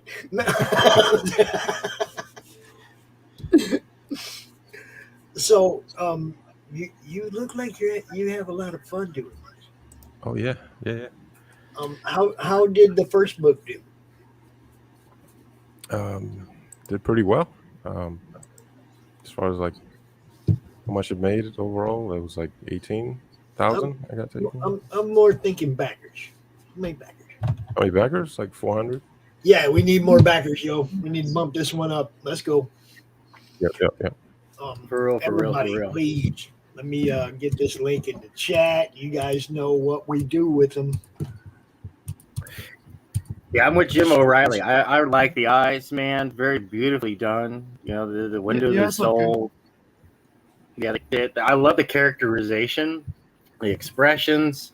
A lot of people out there, they have dynamic and awesome art, but their facial expressions are pretty static. It's like, you know, either like they're angry all the time, and their shock face is more of an O face. But not in this case. This is very beautifully illustrated. I'm thoroughly enjoying it. I love the stylization, and I think that this has big potential. This has big potential. If I had money, I'd be investing it into this project. I would. Dude. I agree. Damn well you should. Yeah. Anybody who's thinking about it, I'm actually like working by myself throughout this whole thing, but I'm still able to like if you see the timeline for these first 3 books, I'll put out a book every year. Nice thick book with thick ladies, 80 something pages about every time. And I mean, if you want some consistent good stuff, I got you. You know, 80 some pages every year. I mean, I don't know what else to say about like if you want.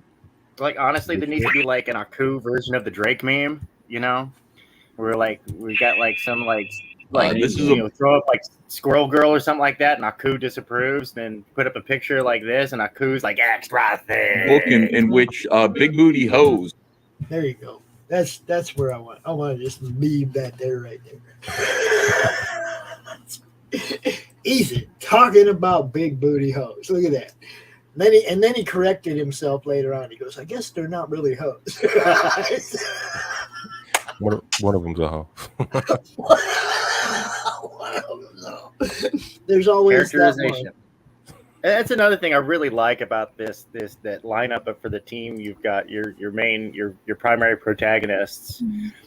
Is that they have personality. They've got desires, goals, weaknesses, strengths, personality quirks. They got their own blind spots, and I really enjoy that. I like to read stories about people in extraordinary circumstances. You know.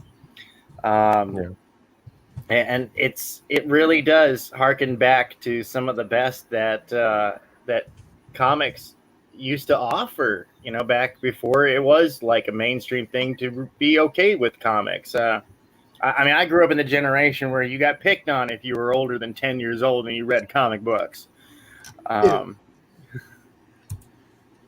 Let's just say growing up as a girl reading comic books, that got me looks. Yeah, that's the thing. I like the whole giant woman thing. Like I like looking at other people's art of that stuff, and it's it's kind of a fetish or whatever. But the way I took it was like I wanted to actually like, okay, what is it like to actually live like this? Like what? Like it wouldn't just be like advantages. So, you're stronger or whatever, but now suddenly you can't, for example, fit in a car. So then you can't walk in the door without like kneeling way down. I mean, everything many things would be different. I already have some of these problems. I can't buy normal shoes. So, because I'm like 6 feet tall. Me too. I'm pretty tall too, and I can't even try to find shoes. They all hurt my toes. Like I got. So I understand that. Yeah. Or I buy men's shoes because those tend to be bigger. So. Yeah. And who can Get 'em tell, wide. right? Can you really tell the difference between men and women's shoes when they're? Yeah, men's shoes are built more for comfort. Women's shoes are made to make your feet look pretty. No, I mean, can you tell? Like, if you're looking at a pair of women's Nike and a pair of men's Nike, they're the same kind. Yeah, you can't tell. It's the same shit. Wear whatever feels good, comfort. You can get some different colors with women's clothes that you can't get with men's, but that's about the only difference. I mean, with like shoes and stuff. I mean, clothing, women's clothes have like different material and stuff that they often use. I just love that page right there. I really love that page right there. I like that. It was good looking.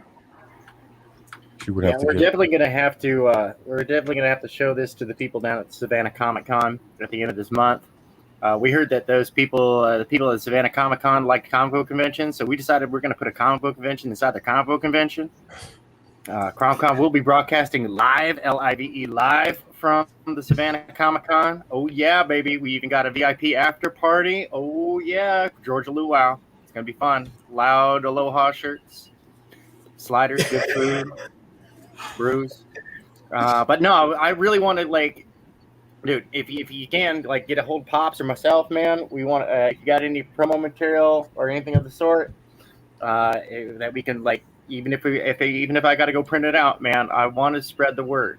All right, I want to spread the word. It's not just about what the company that I'm building and stuff like that. It's about this the movement as large, the indie comics movement that is going on right now, that is breaking away from the mainstream mentality.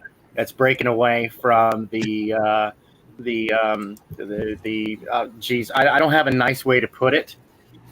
Self-gratifying circle of people who just congratulate each other on their comic book. I like getting this stuff out into the public. We've got so many awesome creators. I mean, look at it. Look at this. Look, it's just like it's an awesome sandwich right here. We got Pops and I. We're the bread. We got awesome all in between. You know what I'm saying? Billy, if you don't know Hex also has a channel that promotes indie comics. Get with him, send him your trailer. He likes to play just like random trailers and stuff all the time. So, Hex, did you see his trailer? I think we need to watch it again. You know what? When in doubt, watch it again. That's what I think. I had to get my headphones. Oh, he's trying to fix his headphones. Okay. Try a bigger hammer.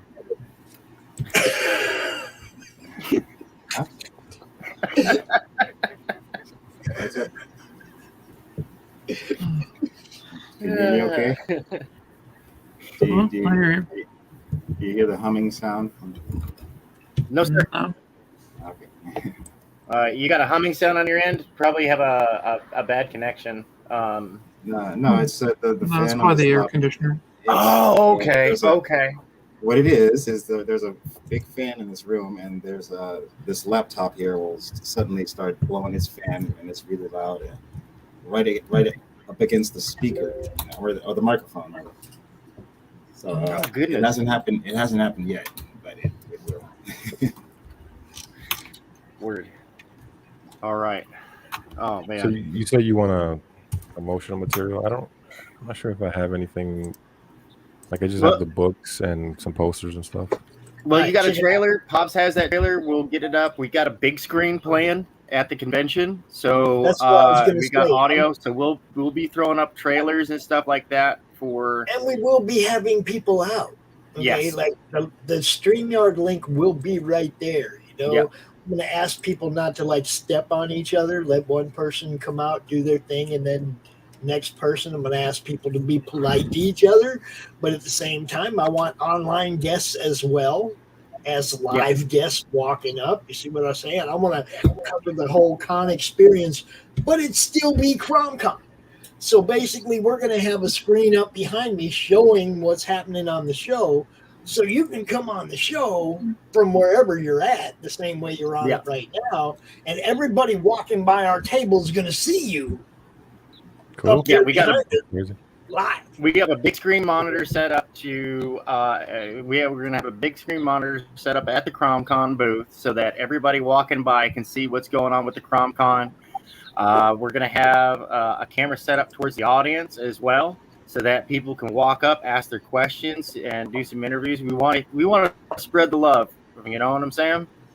We want to get all those word out there, because this is just too good to go unnoticed by the population at large. You know, so much of this stuff, Nephilim Squadron, and this dude is just, you know, Dame Gang and all this stuff, man. You know, it needs to be out there.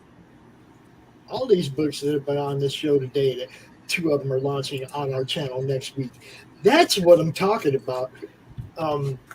Dude, we come out, we do Monday Madness, we talk to people, and then we're launching their book the next week on our channel.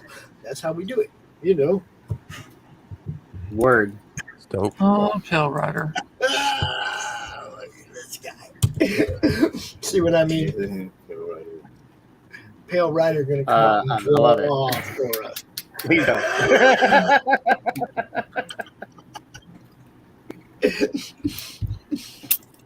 Oh, So, hey, you what's guys- up? You got to check out Dame Gang too, yo. And is there? I didn't really even look at the tiers too much. Is there a catch-up tier? Can they get number 1 as well? Yes, you could. If you haven't gotten number 1, you could get the catch-up perk. So you could get, you know, comes with 1 and 2. I see. There you go. Okay. Or you could just get anything and then add it on. Everything's available as add-ons. Oh, we got retailer tiers. Yeah, 10-pack. Retailer tiers. I love to see that. I love to see that. Here's something that you can do and everyone else can do. Make a crummy little ash can, right? Like dirt cheap ash can at your local coffee store. And put your contact info in the back of it. The link to your Indiegogo, a link to your store page, your email, et cetera, if people are interested in getting copies for retailers, et cetera. Print a QR code to open the page. Yeah, Allie, you are on it.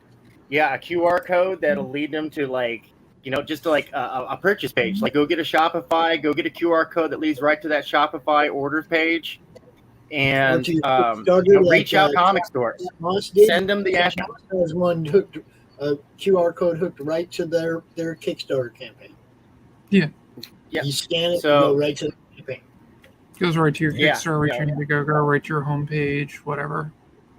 But you gotta. I'm telling folks, like, get ash cans out to your comic stores. It doesn't cost much. You know, the little ash can's probably going to cost you 50 cents. The stamp's going to cost you a little more than that.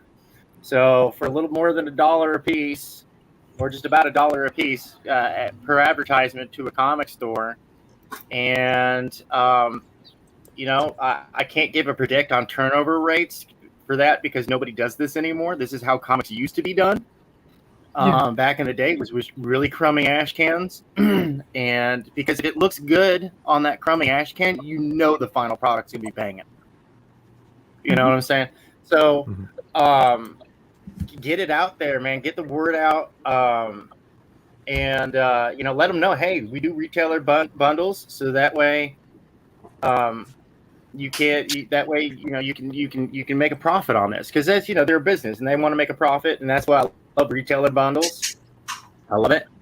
And I've been to I stopped at a few comic stores on my terrible journey across this beautiful country, and the amount of indie that is at these stores was surprising. I saw Marvel, DC, IDW, and Dark Horse relegated to a couple of shelves, and then there would be like anywhere from 4 to 8 shelves. And I'm talking, like, when I say shelves, I mean shelving units, like whole 4 foot tall, 5 foot tall standing units where they put the comics, right? Full of indie stuff from some publishers I've never heard of. But I recognized some of these. I recognized some of the titles from the crowdfunding scene, and so I just want to let folks know, hey, That's it's a viable market. And yeah, they cost more than the mainstream comics, but I talked to the store owners, I talked to managers, I talked to the people that work behind the counter, whoever was available at the time, and they're like, "Oh yeah, no, we sell them. We sell them. Very few issues go into the long boxes to be sold at a discount. You know, very few issues of indie comics. But they say the mainstream stuff. Go look at the long boxes. They're full of it. They're full of mainstream. But the indie stuff, it doesn't last long, and that's beautiful. That's what we like to hear. We like to hear, like, that does not stay on the shelf very long. The product moves. It's a viable market, and it's you just got to snowball it. Just gain momentum going downhill and build up that clout. But I think that especially with, as you were saying, there's this fetishizing of gigantuses and voluptuous women, and there's a market for that. I mean, hormones and teenagers exist, and especially if it's something that mom and dad won't get upset over. I remember having quite a few comics of mine confiscated as a kid. But the important thing is you push that copy, and even if mom and dad take it away, now they're reading it. And they're the ones who pay the bill. That's There's actually no nudity, so I mean the kids will be fine, right? I mean it's sexy, but it's no actual nudity, so yeah, it looks like it's like a PG-13 kind of deal.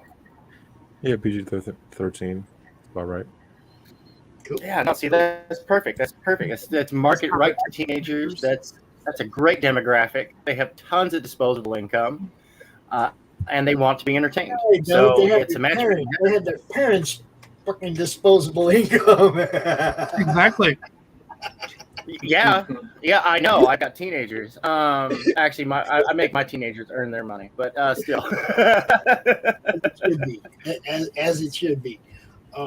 Yeah, Billy, yes, this is doing well. I hope it just blows up. I hope it eclipses the first one for sure, on both backers and funds. But I'm a backer guy. I believe the more people get your book in their hand, the more people they're going to tell about it, and that's how it grows.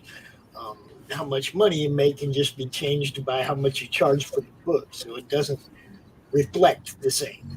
You know what I mean? So we're looking for backers, more backers, more backers.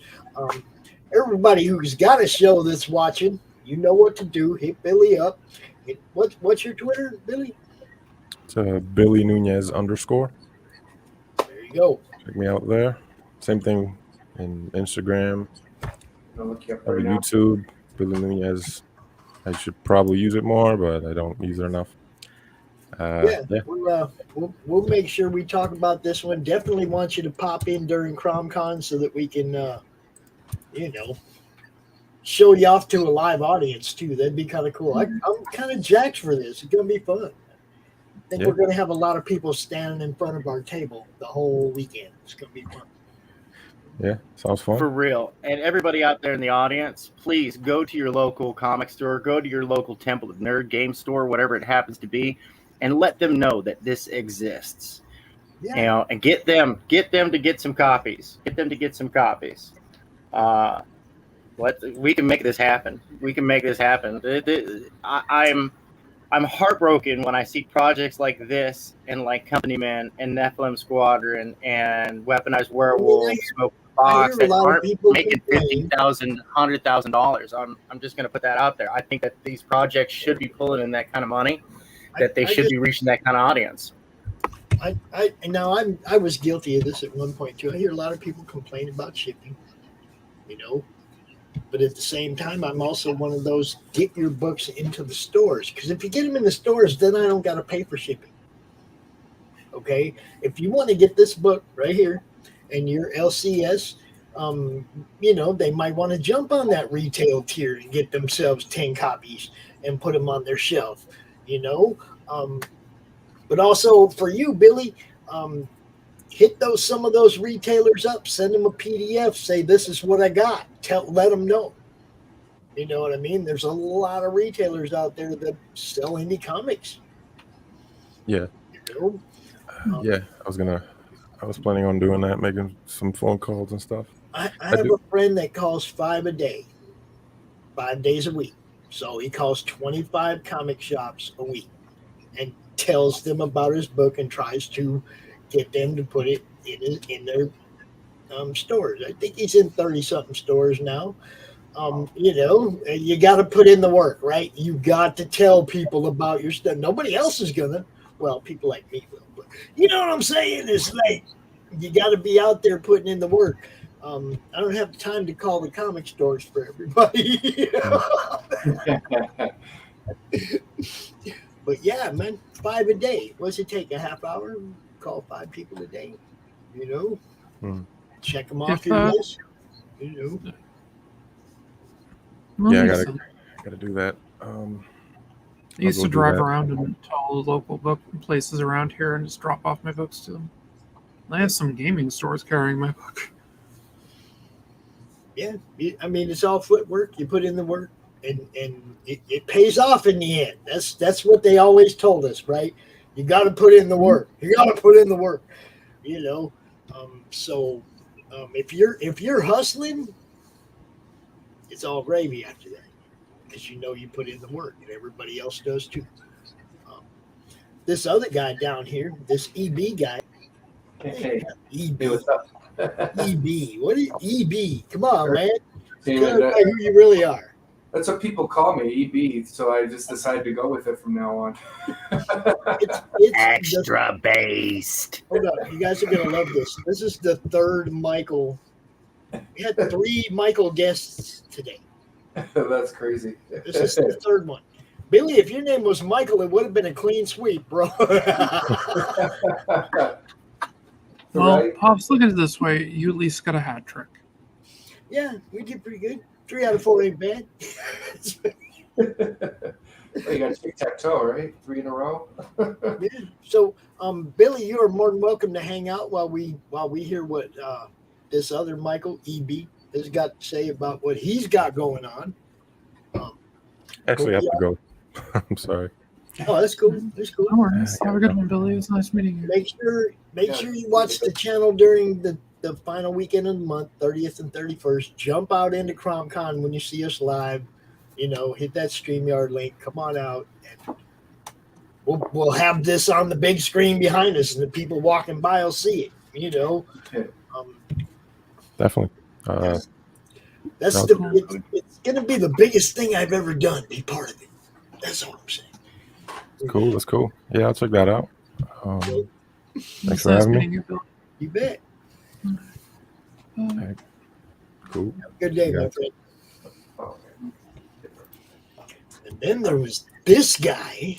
Hello. This guy. God, You know, this it's guy. been a while. I took a little hiatus from the internet, so here I am trying to get back into the swing of things now. And so thank you for having me on with such short notice. You know, I appreciate it. Oh, it's Phantasmagorical. Yay. You know what's hilarious, Michael? The kids, the boys, they were down here earlier, and they wanted to look at comic books. And Agents of came out of the box, and the little guy goes, "I know what that one is." Of course. You know, I mean, they're in there with the box with the SpongeBob, with all the big name stuff that those kids know all about. But when that book came up out of there, the littlest one was like, "I know what that is. Look, Grandpa, I know this one." I was like, "Oh, here we go." You can't ask for a better endorsement than that, man. The kids That's great.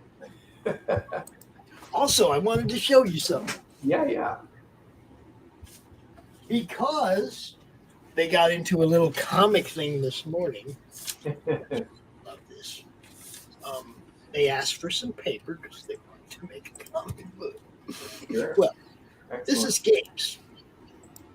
Look at that. He's a little Sonic, right? Yeah. Sonic. But then when I opened it up, it's like he's got little panels in here, dude. And he told me the story, and I was like, I love it. Yes. He's 6 years old, dude. Look at that. It's like come on. He panel breaks. He's got sound effects, the boom, boom, boom. Zoom. Dude, I was loving it. I'm like, yes. That's what it's all about. Teaching the next I generation. can support this. Right? That's what it's all about. You know, that's what I was always doing as a kid, drawing comics. I could never draw, but I did it anyway, you know? Dude, that little son pretty good for a little sick. Well, you're freezing on us, Pops.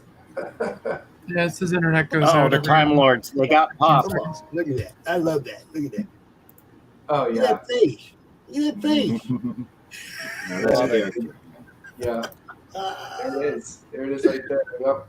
My daughter's the same way. She loves drawing and coloring, and she's actually pretty good herself too. So I'm hoping I can train her now, and I might have a free artist when she's like 18, 20 or something. You know? Yeah. So do you got something you want to share? What do you got? I had a physical copy, and now I misplaced it. It's been a crazy weekend, but I at least can share the PDF. So, Volume 1 of Earth's Best Friends is coming out July 31st, and I just got my prototype copy, which has been misplaced. You say July 31st during Comic-Con? Really? I don't know why I picked July 31st originally. I think I thought I wasn't going to have prototypes copies before, but I thought maybe I was probably going to be reviewing it later than I have been. So I could bring the release date a little bit back maybe, but No, what I've 31st. already been saying. Go up during CromCon so we can tell everybody. Absolutely. Let's see. I'm Not Saturday. Saturday. People times because it's just going to be wide open, right? We're going to have live people coming and doing interviews, and I can't have you on at 5 o'clock and then Kurt Angle walks by and it's like, I'm sorry, Mike, you're out. I'm talking. Right. You know what I mean? So it's going to be just kind of like wide open.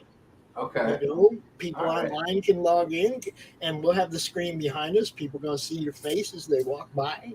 So it's kind of like open house, right? Just come as you can, and yeah, okay. That's pretty much what I'm doing Friday. I'm doing an extravaganza, which I've invited you, Pop. So if you can make it, anyone here that wants to be able to make it, if you can, 6 o'clock Eastern Time Friday, basically to celebrate the release of my book at the end of the month. So yeah. Hopefully, I will be down in Georgia. Hopefully, I'll be down there by 6 on Friday. Yeah. Even if it's later, it's fine too. I mean, the last time I did an extravaganza. We have a big interview at 9 o'clock with dude from Buffy. Oh, nice. On Friday, that Friday. But yeah. We'll get out there earlier. We'll get out there with you before that for sure. Yeah, sounds good. It's just like you just drive, just open. Anyone can come on in. We will talk comics. We'll talk promotion, of course, and yeah, it'll just be a geeky good time. That's how you do it. A pre-launch party and then a launch party. Yes, absolutely. And yeah, even though it's not for like another week after Friday, but hey, it's still. It's mainly because I don't have the kids this week, so I have time to do this without worrying about them yapping in the background or busting in randomly. You know, that's all part of the ambiance, bro. Like when Rocky comes over and starts howling, that's all part of the home show. So I was like, I got to take advantage of this. I got to plan some kind of live stream thing where I actually have the time to be on screen, because most of my live streams during the week, it's just my cartoon version of me because I drive while I do it. Yeah, I popped the link for the extravaganza, or at least to watch on YouTube down below, so you can click and get a reminder for it now. And so let me hit the share screen here. We'll talk about Earth's Best Friends, because a lot has changed since the last time I've talked about it with you. Let's see if I can. I always find it weird doing this share thing. All right. Did that work? Am I sharing? Ah, okay. There it is. The Abyss. Yep. Sharing to infinity. All right. Good. So now that I know that. All right. So, are you? Oh yeah, that's right. It's some weird reason when I open a PDF, it's a website. Oh, come on. There we go. It's back. Why is that not opening now? Oh jeez. Okay, hold on. I have that. There we go. Yeah, pop over to volume 1. Here we go. Okay. So yeah, so this is what the inside will look like. I won't show too much because I want folks to buy it, but I'm just really proud of just everything I've put into this. Wait, it doesn't look right. That's not the right volume 1. I like the art style. Yeah, so that's David Lentz. He. This is not the correct PDF. What is going on here? No, it's volume 1, but it's not the volume 1. Let's go back here. That's why. Let's open the correct PDF here. I'm like, that's like an old version. Okay, here we go. The correct stuff. Yeah. So, EV presents. So yeah, that's my new logo. Because like I said, people just on YouTube have been calling me, as I've been like watching people's streams and stuff, they start calling me EV. So I just kind of ran with it. Because I've been looking for a new handle anyway, because before I was going by Max or Max Ham. So I just kind of, yeah, so got our chapter created. So we got our chapter 1, and then it'll show like. I'm sorry, Michael, but I think you should be going by Father Gatti. But that's just me. Yeah. You think I should go by what? By Don Gotti? Father Gatti. Father Gatti. Father Gotti? Yeah. Yeah. That's a good He'll point. make you a comic you can't refuse. Yes, yeah. Yes. That's a good point. It really is a good comic too, and the ones that the kids made that went along with it were just amazing. Oh yeah. And so Perotta, these guys, Michael also has comic books for kids tiers on his campaigns. He works with them guys. Look, all around great dude. Kids books, if you got kids, want kids to be able to read a book, this is one they can read. Yep, this is what I call all ages, but yeah, I mean, definitely aimed at the younger kids, but well, not younger kids, basically just elementary school through middle school, I'd probably say. I mean, I've had 12-year-olds read it, say they like it, and I've had like 8-year-olds read it and say they liked it. But I mean, adults could enjoy it too, especially if you're like me and you love Saturday morning cartoons. I mean, this is pretty much a love letter to Saturday morning cartoons too. It really I'm is. all for it. Good stuff. And my artist who does the page art, Rosso, he's awesome. He does the colors, the lines, the text, everything for one price, which is amazing. And so I've changed the order. Before this used to be chapter 2. So from now on, just moving forward, this is my official chapter 1, Tornado Trouble. And the original chapter 1 is now at the end of the book, chapter 9. So if anybody out there has books of mine, has books. All right, George. Okay, George. Just okay, George. No, because what happened was my original Kickstarter from 2021. I thought I was gonna get. I was young and naive a year ago. It feels like I'm a lot older after I've got so much experience doing this over the last couple of years. But at the turn of 2021, I did this $10,000 goal for Kickstarter, and I raised maybe about $300. And so I thought I was gonna fund the entire book outright. So I was like, well, if I'm gonna fund this book, I've got to start with an exciting chapter. So let's start with this Halloween party chapter because it's got a guy busting through the wall, kids turning into monsters. Okay, It's a very action-y chapter. So that was the reason why that was chapter 1, and then it was done by a different art team. For the longest time, people were like, "Oh, you have 2 different artists." I'm like, "Yeah, it's a long story." So I now no longer have to explain that, even though I just did. But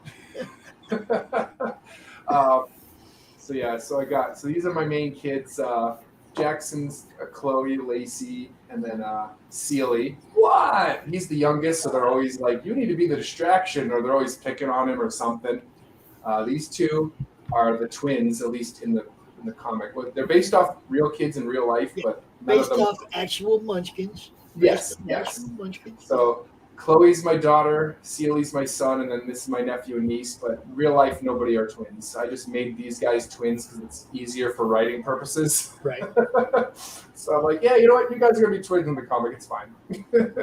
They actually got mistaken as twins when they were babies anyway. We and my sister would be out without, our spouses, and people would assume we were a couple with twins. Yeah. So yeah. Nope, they're cousins. We're good. I would get that with one of my cousins that call us twins, not my actual twins. So yeah, exactly. And they're only 3 months apart anyway. So in the comic, I made them 3 minutes apart, just to kind of trying to tribute that a little bit. So the way Sealy distracts the class is he yells, "Hey, look, it's the bank robbers wearing George Washington masks, riding unicycles." That's a little inspired by Muppet Babies, the way Fozzie Bear used to say things like that. They'd all be like, "What?" I don't know if anyone ever watched Muppet Babies, but oh yeah, I used to watch it. I love that cartoon. I enjoyed it. I still, to this day, I'll watch it on YouTube from time to time. He did an amazing job. I like the idea of being very Saturday morning cartoon. I love it. Yeah, it was. It's a good one, and he did an awesome job with this transformation page. I'm super proud of this. This is the only time it happens in this first chapter where you see like them transforming. Any other time it's just like snap of the fingers, boom, there they are in the action. So mainly because I imagine if it were a cartoon, it'd be a different story. You'd see him do that every time because that's what cartoons do. But for a comic, it's kind of like, all right, we've seen it once. We don't need to keep repeating this thing. And for just page, cost wise, it's like, I don't want to pay for this page over and over again.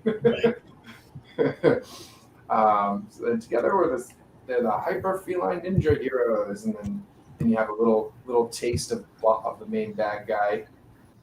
It's like, what the devil? And that's a literal reference to the Shredder, the first episode of Ninja Turtles. Yeah. When he sees them on screen, he goes, "What the devil?" And then, not so fast, evildoers, Alan.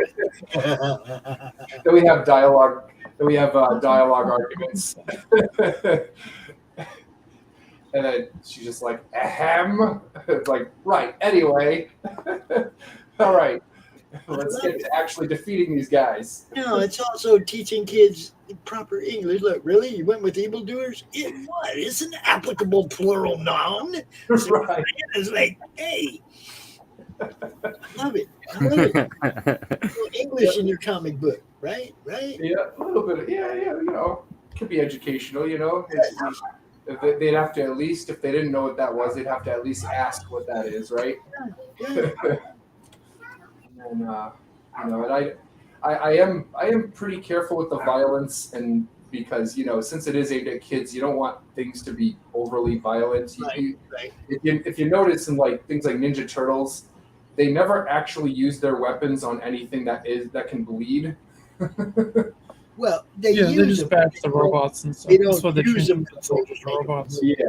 Or they'll use it on like other weapons, like they'll use it on guns and stuff, but you never actually see Leonardo like slicing and dicing Bebop or Rocksteady or the Shredder or something. You never. I keep waiting for you. And there's a reason for that. I mean, maybe in the comic he did. I know the comic was a lot more violent than the cartoon was. Oh, the comic had a lot more violence. Yeah, in 1984 it goes that it was like the comic was meant to be more like a Daredevil type thing or a parody of Daredevil, among other things. And then when the cartoon came out, it was like, well, we want to sell toys to kids, so let's make this more kid friendly. Yeah, I love in one of the TMNT comics. They had this moment where Leo's in the sewers and he's encountered a bunch of foot ninjas, and this was more based on the cartoon, but still not. Didn't look exactly like the cartoon, but yeah. And these foot soldiers, they're attacking with weapons, and he parries their weapons with his swords. But he responds with foot attacks, and when he kicks one in the head, it goes clang, and he's like, "Wait a minute, did you just say clang?" And he's just like, "It's party time." He starts slicing and dicing the robots up, and it's just great. Exactly. As soon as they find out it's not human, anything goes. Yeah.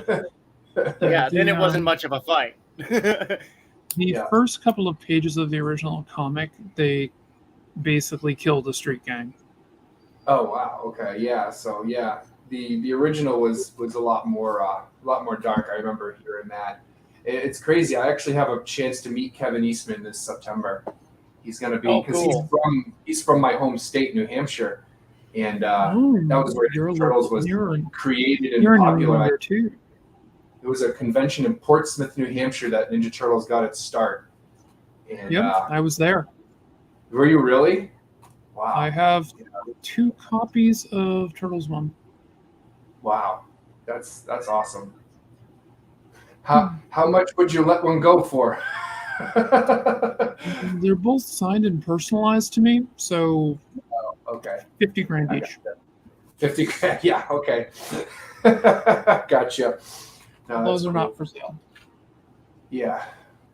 No, that's awesome though. I wish I wasn't alive yet when it all started. I was like, you make me feel I don't even think I was in diapers yet. If that was like 84, right?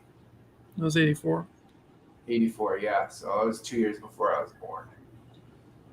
So that was so when I was like in kindergarten, preschool, that was when I was watching the cartoon. That was when the cartoon was like really popular. And the movies I remember the cartoon. Yeah. I remember when the cartoon came out, and I was just like, "This isn't Turtles." Yeah, right. I'm sure the people who were fans of the comics were like, "What is this?" Right? The way we do everything, right? I liked it. I thought it was fun. I was just like, "Oh, well, it's a kids' cartoon now. That's fine." Yeah. I mean, I didn't complain. You know, it's fine. It's fine to turn things. Sometimes it works and sometimes it doesn't. Sometimes it's like, like with Mortal Kombat. Why did they ever try to make that a kid's cartoon? Like that just doesn't make any sense. Yeah, that's just too violent. But like Ninja Turtles, I could see, you could see the transition because it's already kind of a ridiculous idea. So you take out the violence, you still got a funny, ridiculous idea. But Mortal Kombat, you take out the violence, you basically just have a what? Yep. And then and he does this little tornado. So the tornado comes, he basically so let me explain the Hyperfilling Ninja Heroes a little bit actually. So when they transform, right, they talk about their powers too. So Fury, his element is fire, and then Rosie is vines, or pretty much just earth, but she doesn't know that yet. She thinks it's just vines. They all pretty much think their powers are more limited than they really are. And as the comic progresses, they figure out more things about their powers. Like chapter 8, Sealy finds out that he has a dark side to him, and he actually transforms into the dark sky, which I will show a page from that because I'm proud of the line that I wrote. But and then hers is water. BB is water. So Fury, Rosie, BB, Sky, Hyperfeline Ninja Heroes, which is phonetically the same as Teenage Mutant Ninja Turtles, give or take. And it's a little bit mix of Power Rangers and Ninja Turtles because again, a love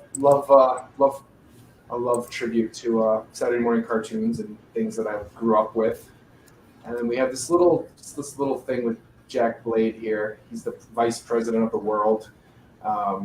We learn just bits and pieces about what he's doing. It's just as like the comics go on, every now and then you see like a little scene with him in it. And then I also have ads for other comics in this book as well. Nice. I offered up to everybody I could find that I could, that I've been on live streams or that I've just talked to that I knew had a comic. So I was like, hey, if you want to advertise my book for free, you can. So we got George Medina's Adventures of Wonder Duck, and then we got, so I'm going to jump down to chapter 8 where I talked about the Dark Sky. And these guys are the animal teens. They're, I guess you could say they're a little bit like Animorphs, where it's like they're humans and they just like fully transform into anthropomorphic beings, but not quite the same way that hyperfeeling ninja heroes do. It's more of like a mutation rather than through magic. It's science rather than magic. The hyperfeeling ninja heroes are magical beings. The animal teens are results of science. I like it. That looks really good. Looks a lot of fun. Appreciate that. It is. I certainly, I'm a little numb to it now that I've read it like 1,000 times, but I do enjoy it. I love writing it, and I love reading it. Every time a page is done, I get very, very excited. And yeah, we have Alien in My Toilet as well. I just saw that. There's an alien in my toilet. That sounds like one hell of a plumbing problem. Yeah, right. Sounds like space New York, right? Instead of alligators, it's aliens. Yep. The Dark Sky. So, like I said, they pick on him, and so this time he has had enough. Yeah, I'm evil now, and so his power goes from wind to lightning. When he's the Dark Sky, and as you can kind of see, he's got more of a resemblance to Batman. Like even his ears are a little more like pointed like Batman, and so I kind of pretty much reference Batman with his whole design and everything. And then there's this little part that he says here that here it is. I'm the claws lurking in the night, the black cat. Oh God, Starkwing Duck, fantastic. Oh, nightmares far and wide. I am the feline Dark Sky. Yeah, so that little soliloquy or whatever, I don't know if it's a soliloquy, but monologue. And then here's Super Steak, this guy is basically me. He's the face I use when I'm not able to show my face on live stream. My artist actually made an icon for me with that character. Like he just like, hey, I just made this for you. I'm like, dude, thank you so much, because I needed something to put as my logo when I'm driving and I can't use the camera. And yeah, so Super Steak is like a mixture of Deadpool minus the violence, of course, and Superman. When I say Deadpool, I really more mean the joking around, looking at the camera kind of stuff. Like he breaks the fourth wall breaking stuff and just the generic humor. That makes sense. Exactly. And then Superman, because he can fly, he's pretty much indestructible, and he also has this other super move called the Super Eyes of Doom, which is kind of ironic for a superhero to even have Doom in the name of one of their super moves, but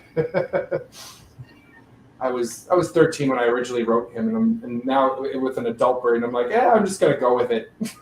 It's for 13-year-olds; they'll enjoy it. So yeah, that's the cheesiness, and then of course the puns don't end there. He says, "I'm your personal catastrophe. If you run now, I'll whisk her away." And he's just like, that's so lame. All right, you asked for it. You speak German because you're about to have 9 lives. That's so bad. I love it. German.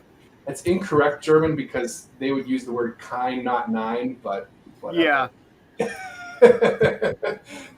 But I was literally using the word no as no, not as like, yeah, I don't know. It just works if you don't know German. 9 means no. Anybody who speaks German is looking at that like, that doesn't make any sense.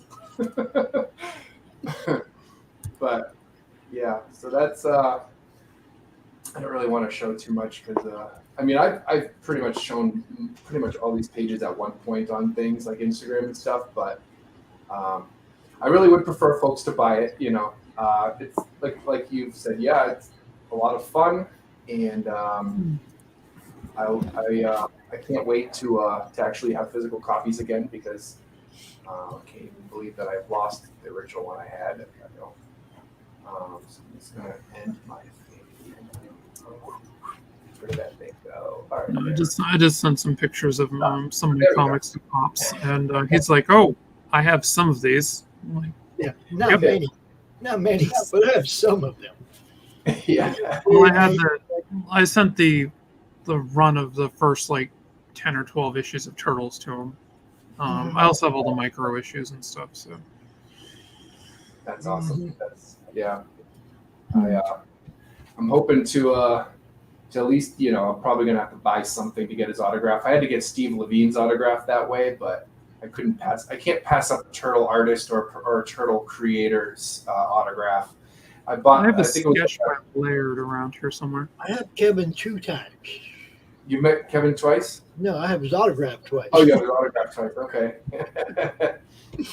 That's cool. Was it I was the not 25th anniversary of the Turtles? I was at Boston Comic Con and Peter Laird was there, and I'm like, yeah, I bought this book from you when it came out, and he's just like, awesome.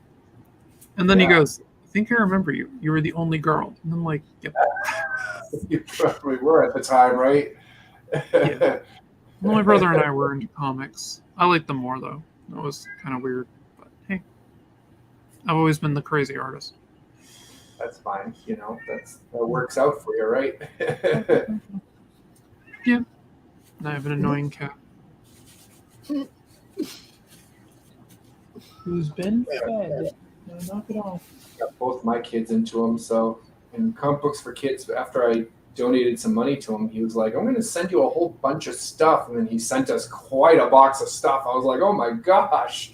And Mark Weissman, he's an awesome dude. And yeah, I fulfilled the Comic Books for Kids donations already. I gotta work on fulfilling the actual backers, but I wanted to do that first, you know, just get those out to them.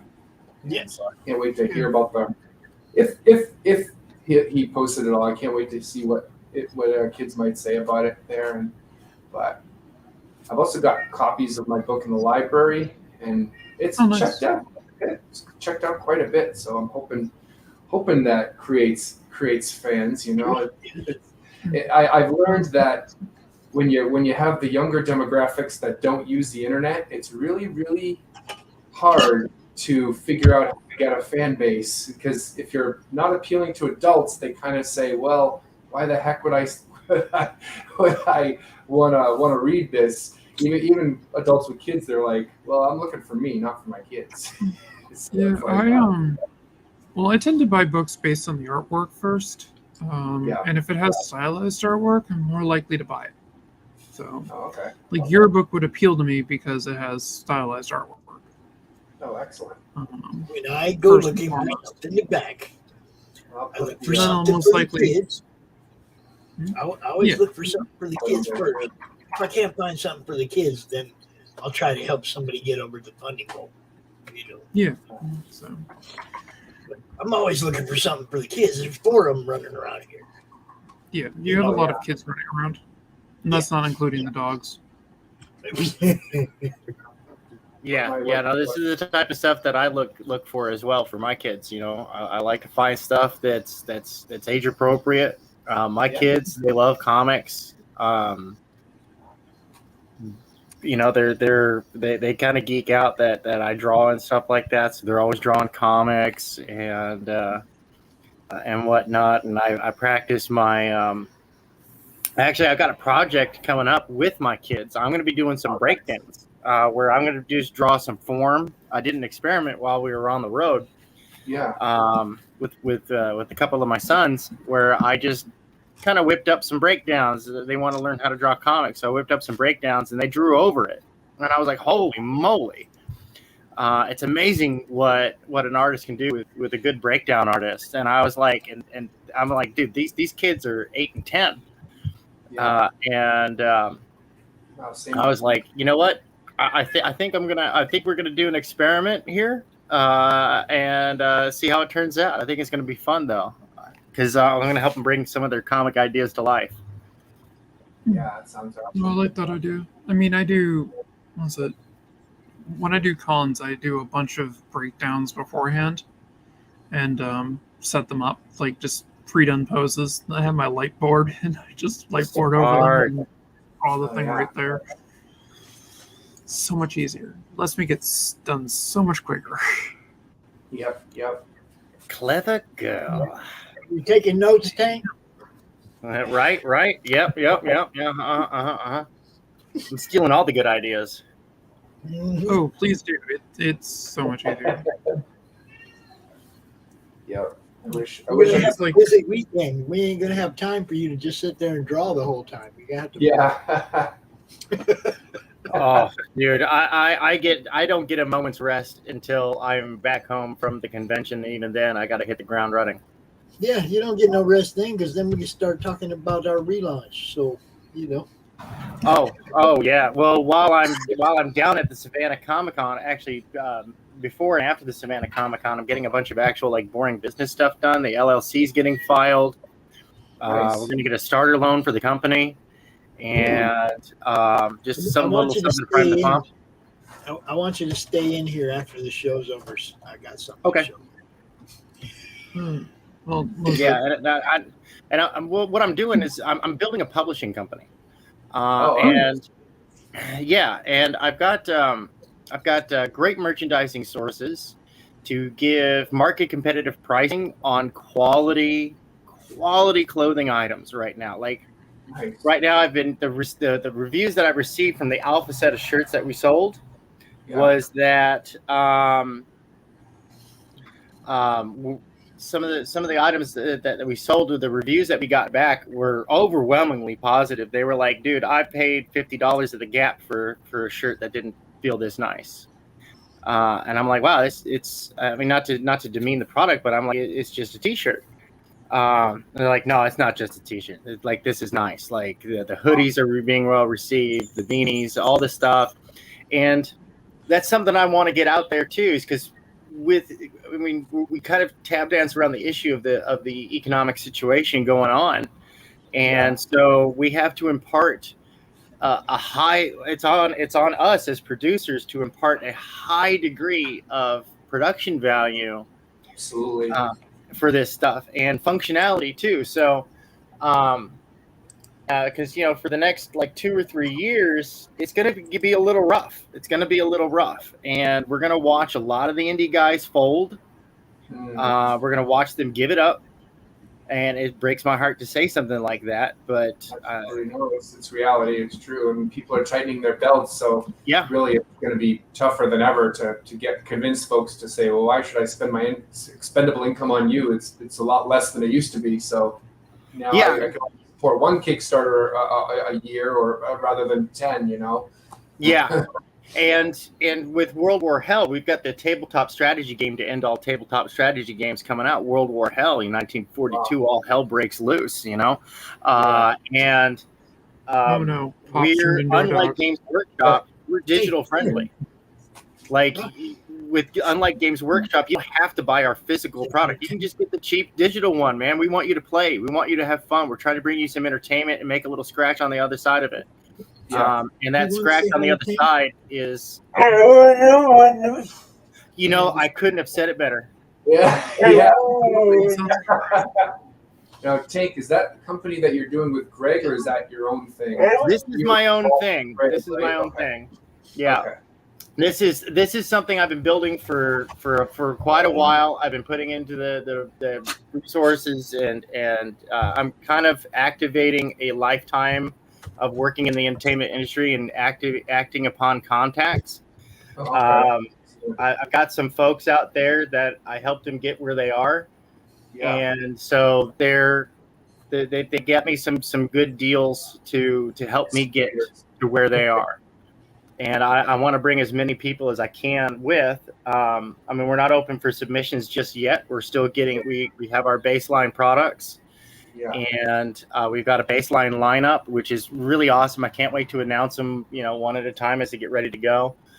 Like with Paul Roper's 21 Demons, there's not going to be a crowdfunder for that. We are going straight to pre-order. This book is happening. It's going to be in stores. We have distribution lined up.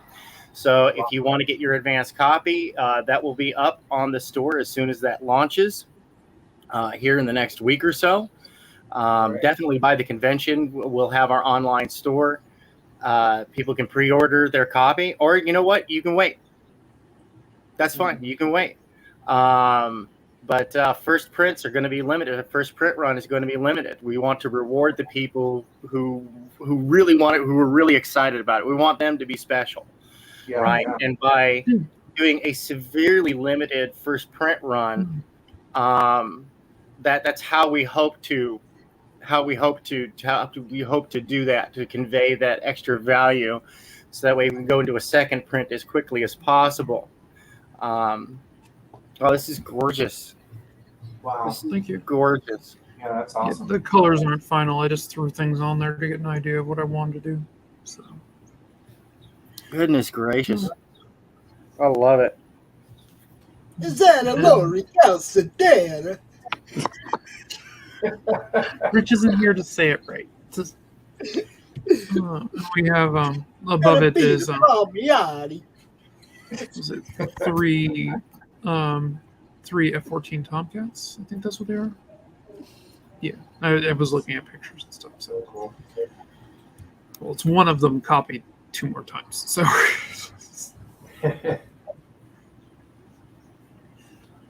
But yeah, it's a mile-long ship. Mile-long ship, yikes. Holy moly, that's a big boat. And for some reason, it doesn't immediately collapse upon itself for being so big and in the Earth's atmosphere. Shh! Science fiction nonsense. I know. I have reasons why it works. So I also went to MIT for astrophysics. So. All you have to do is say, because of science. That's all you have to say. I had a friend of mine the other day ask me how big Noah's Ark would actually have to be to take all the animals and make it so that they could repopulate the Earth. The size of the Ark would be bigger than the equator. It'd be like 34,000 miles long. Goodness gracious. And that's me calculating that using at least 500 of each animal to verify that we don't have any genetic decay in the process. I'm also including the insects. Oh, science. Yeah, and it took me about a half hour to figure it all out. I had to take into account buoyancy and everything else, and kind of go from there. But yeah, so it would be 34,000 miles cubed, because it's 3-dimensional. So the Earth's equator is about 24,000 miles. So I think, give or take, I don't know. All the way around, yeah. Yeah. Circumference-wise, yeah. Yep. So it's a really big boat. It's a big Very boat. big boat. Very big boat. We better let the guys at Jaws know. We found a bigger boat. Yeah, exactly. Yeah, that's also taking into account freshwater fish and other such things, little things like that. This is the type of weird stuff you do when you're in college. Yeah, I was gonna say, I have a science fiction story where I built an arc of Earth, and it's an engineering feat beyond engineering feats just to even like the base concept. And I love this kind of stuff. Like the SDF-1 is still one of my favorite ships from Robotech, because it has a whole city on the inside, and this thing is just a 1/4 mile long, and it turns into a giant robot. That's basically what this is inspired by, is the Macross. And beautiful. It's a combination of the Macross and the Yamato, but it has a full city inside of it. So. Oh man, and I it's love that stuff. Bigger on the inside. Yeah, I like it. They always are. But yeah, so It's like that Harry Potter 2-man tent that you walk into and it's like a freaking house on the inside. well, it's a TARDIS. I forgot what Doctor Who. This infinite hammer space. Yep. So yeah, that was my impression with it. But yeah, so it's ancient technology, and I actually built some physics to make some of the things in it work. The bigger on the inside part, yeah, I got nothing on that one, but whatever. Well, that's just, hey, you know what? It's a story. We need something to just use your imagination. Well, if it goes into space, it has a warp drive, and I'm using the actual mathematics of how a warp drive works to make it work. So. Yeah, the Alcubierre warp drive. Exactly. More the refined version of it, but yeah. Mm-hmm. The one NASA's trying to build right now. I'm basing. Yeah, that excites me so much. Yep. Hex, what kind of ship do you got?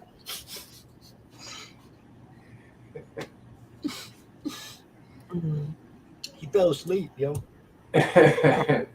Eaten by wildebeests. I'm going to jump that out. Whenever I put science in my book, it's always more like nonsense science, just scientific-y, sciencey sounding words. Like they do like in things like Ninja Turtles. It's Bill Nye science. Donatello would always explain things with just science-sounding words. It's a quantum algorithmic samoflange. Yeah, exactly. It's technobabble. There's nothing wrong with technobabble. I mean, I love Star Wars. Nothing in Star Wars really works when it comes to science. I don't care. Yeah, I know, right?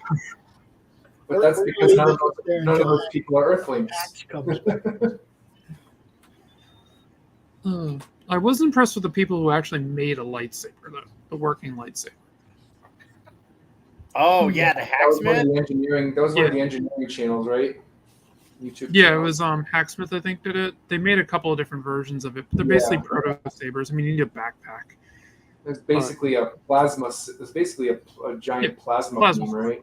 Yeah. You couldn't do it with light because light doesn't move like that. You can't make it bend on itself.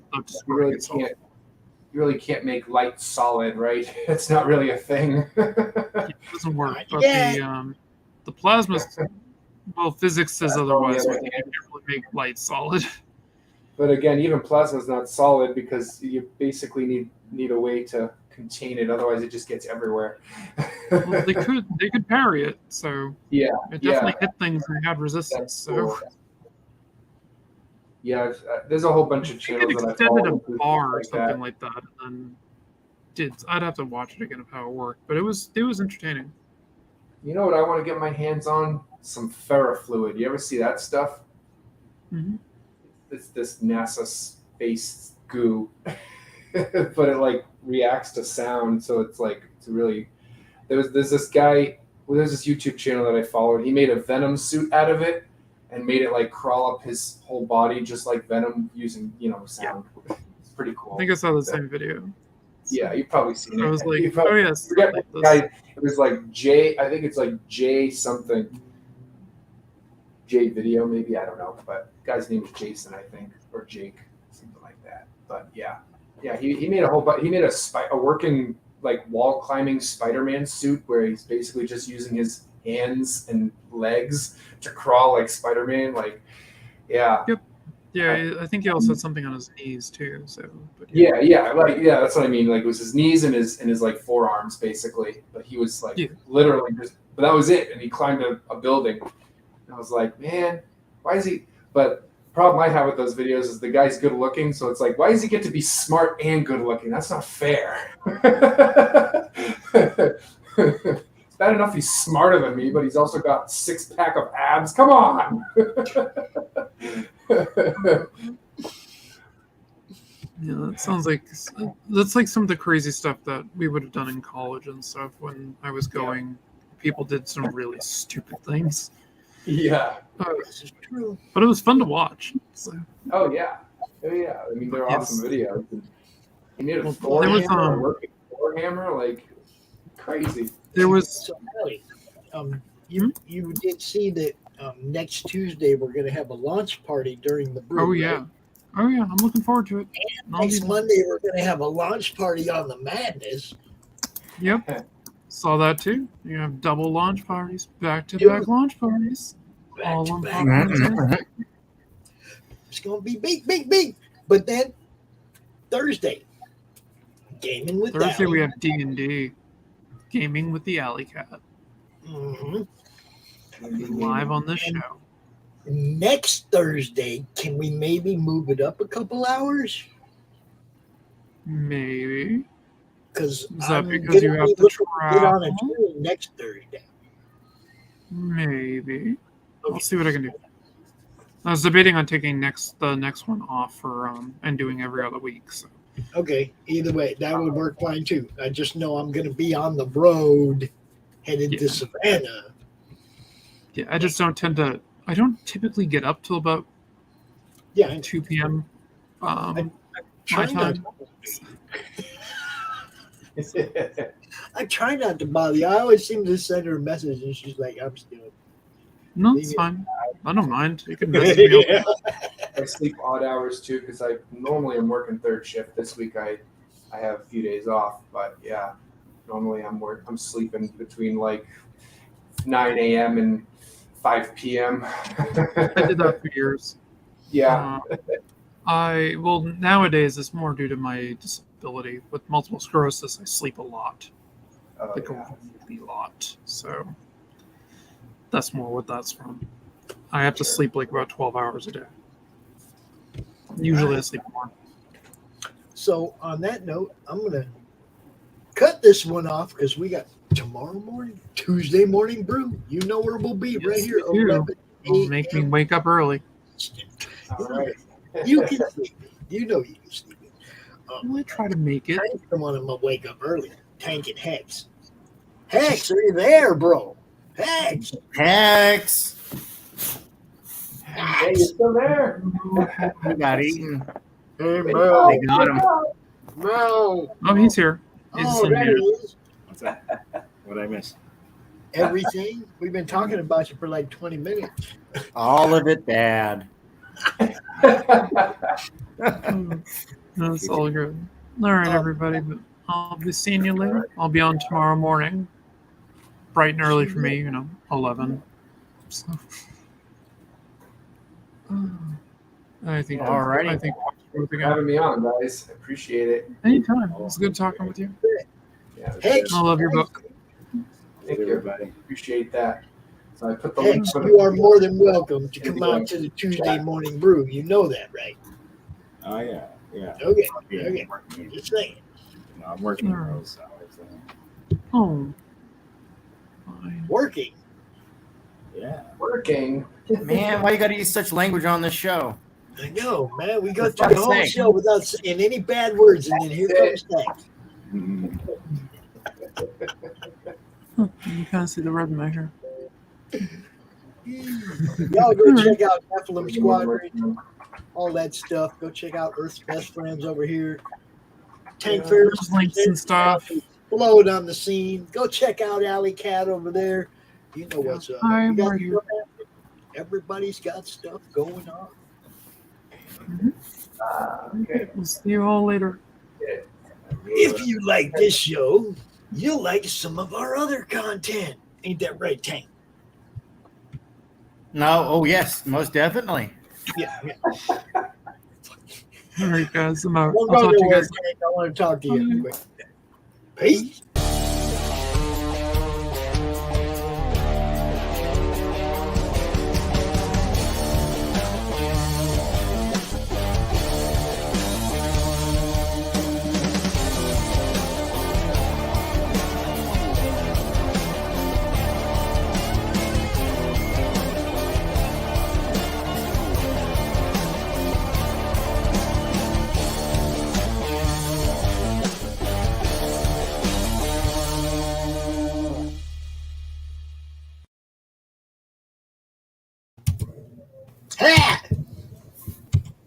Comic All right. Books for Kids provides comic books to kids in hospitals and cancer centers across the U.S. It's a place where we can all work together to make sure every child has a comic book. 100% of all proceeds go towards the kids. It's about making a difference, and while they're in the hospital, allowing them to fly like a superhero, battle dragons, or rescue teddy bears. We are in every state in the country, and now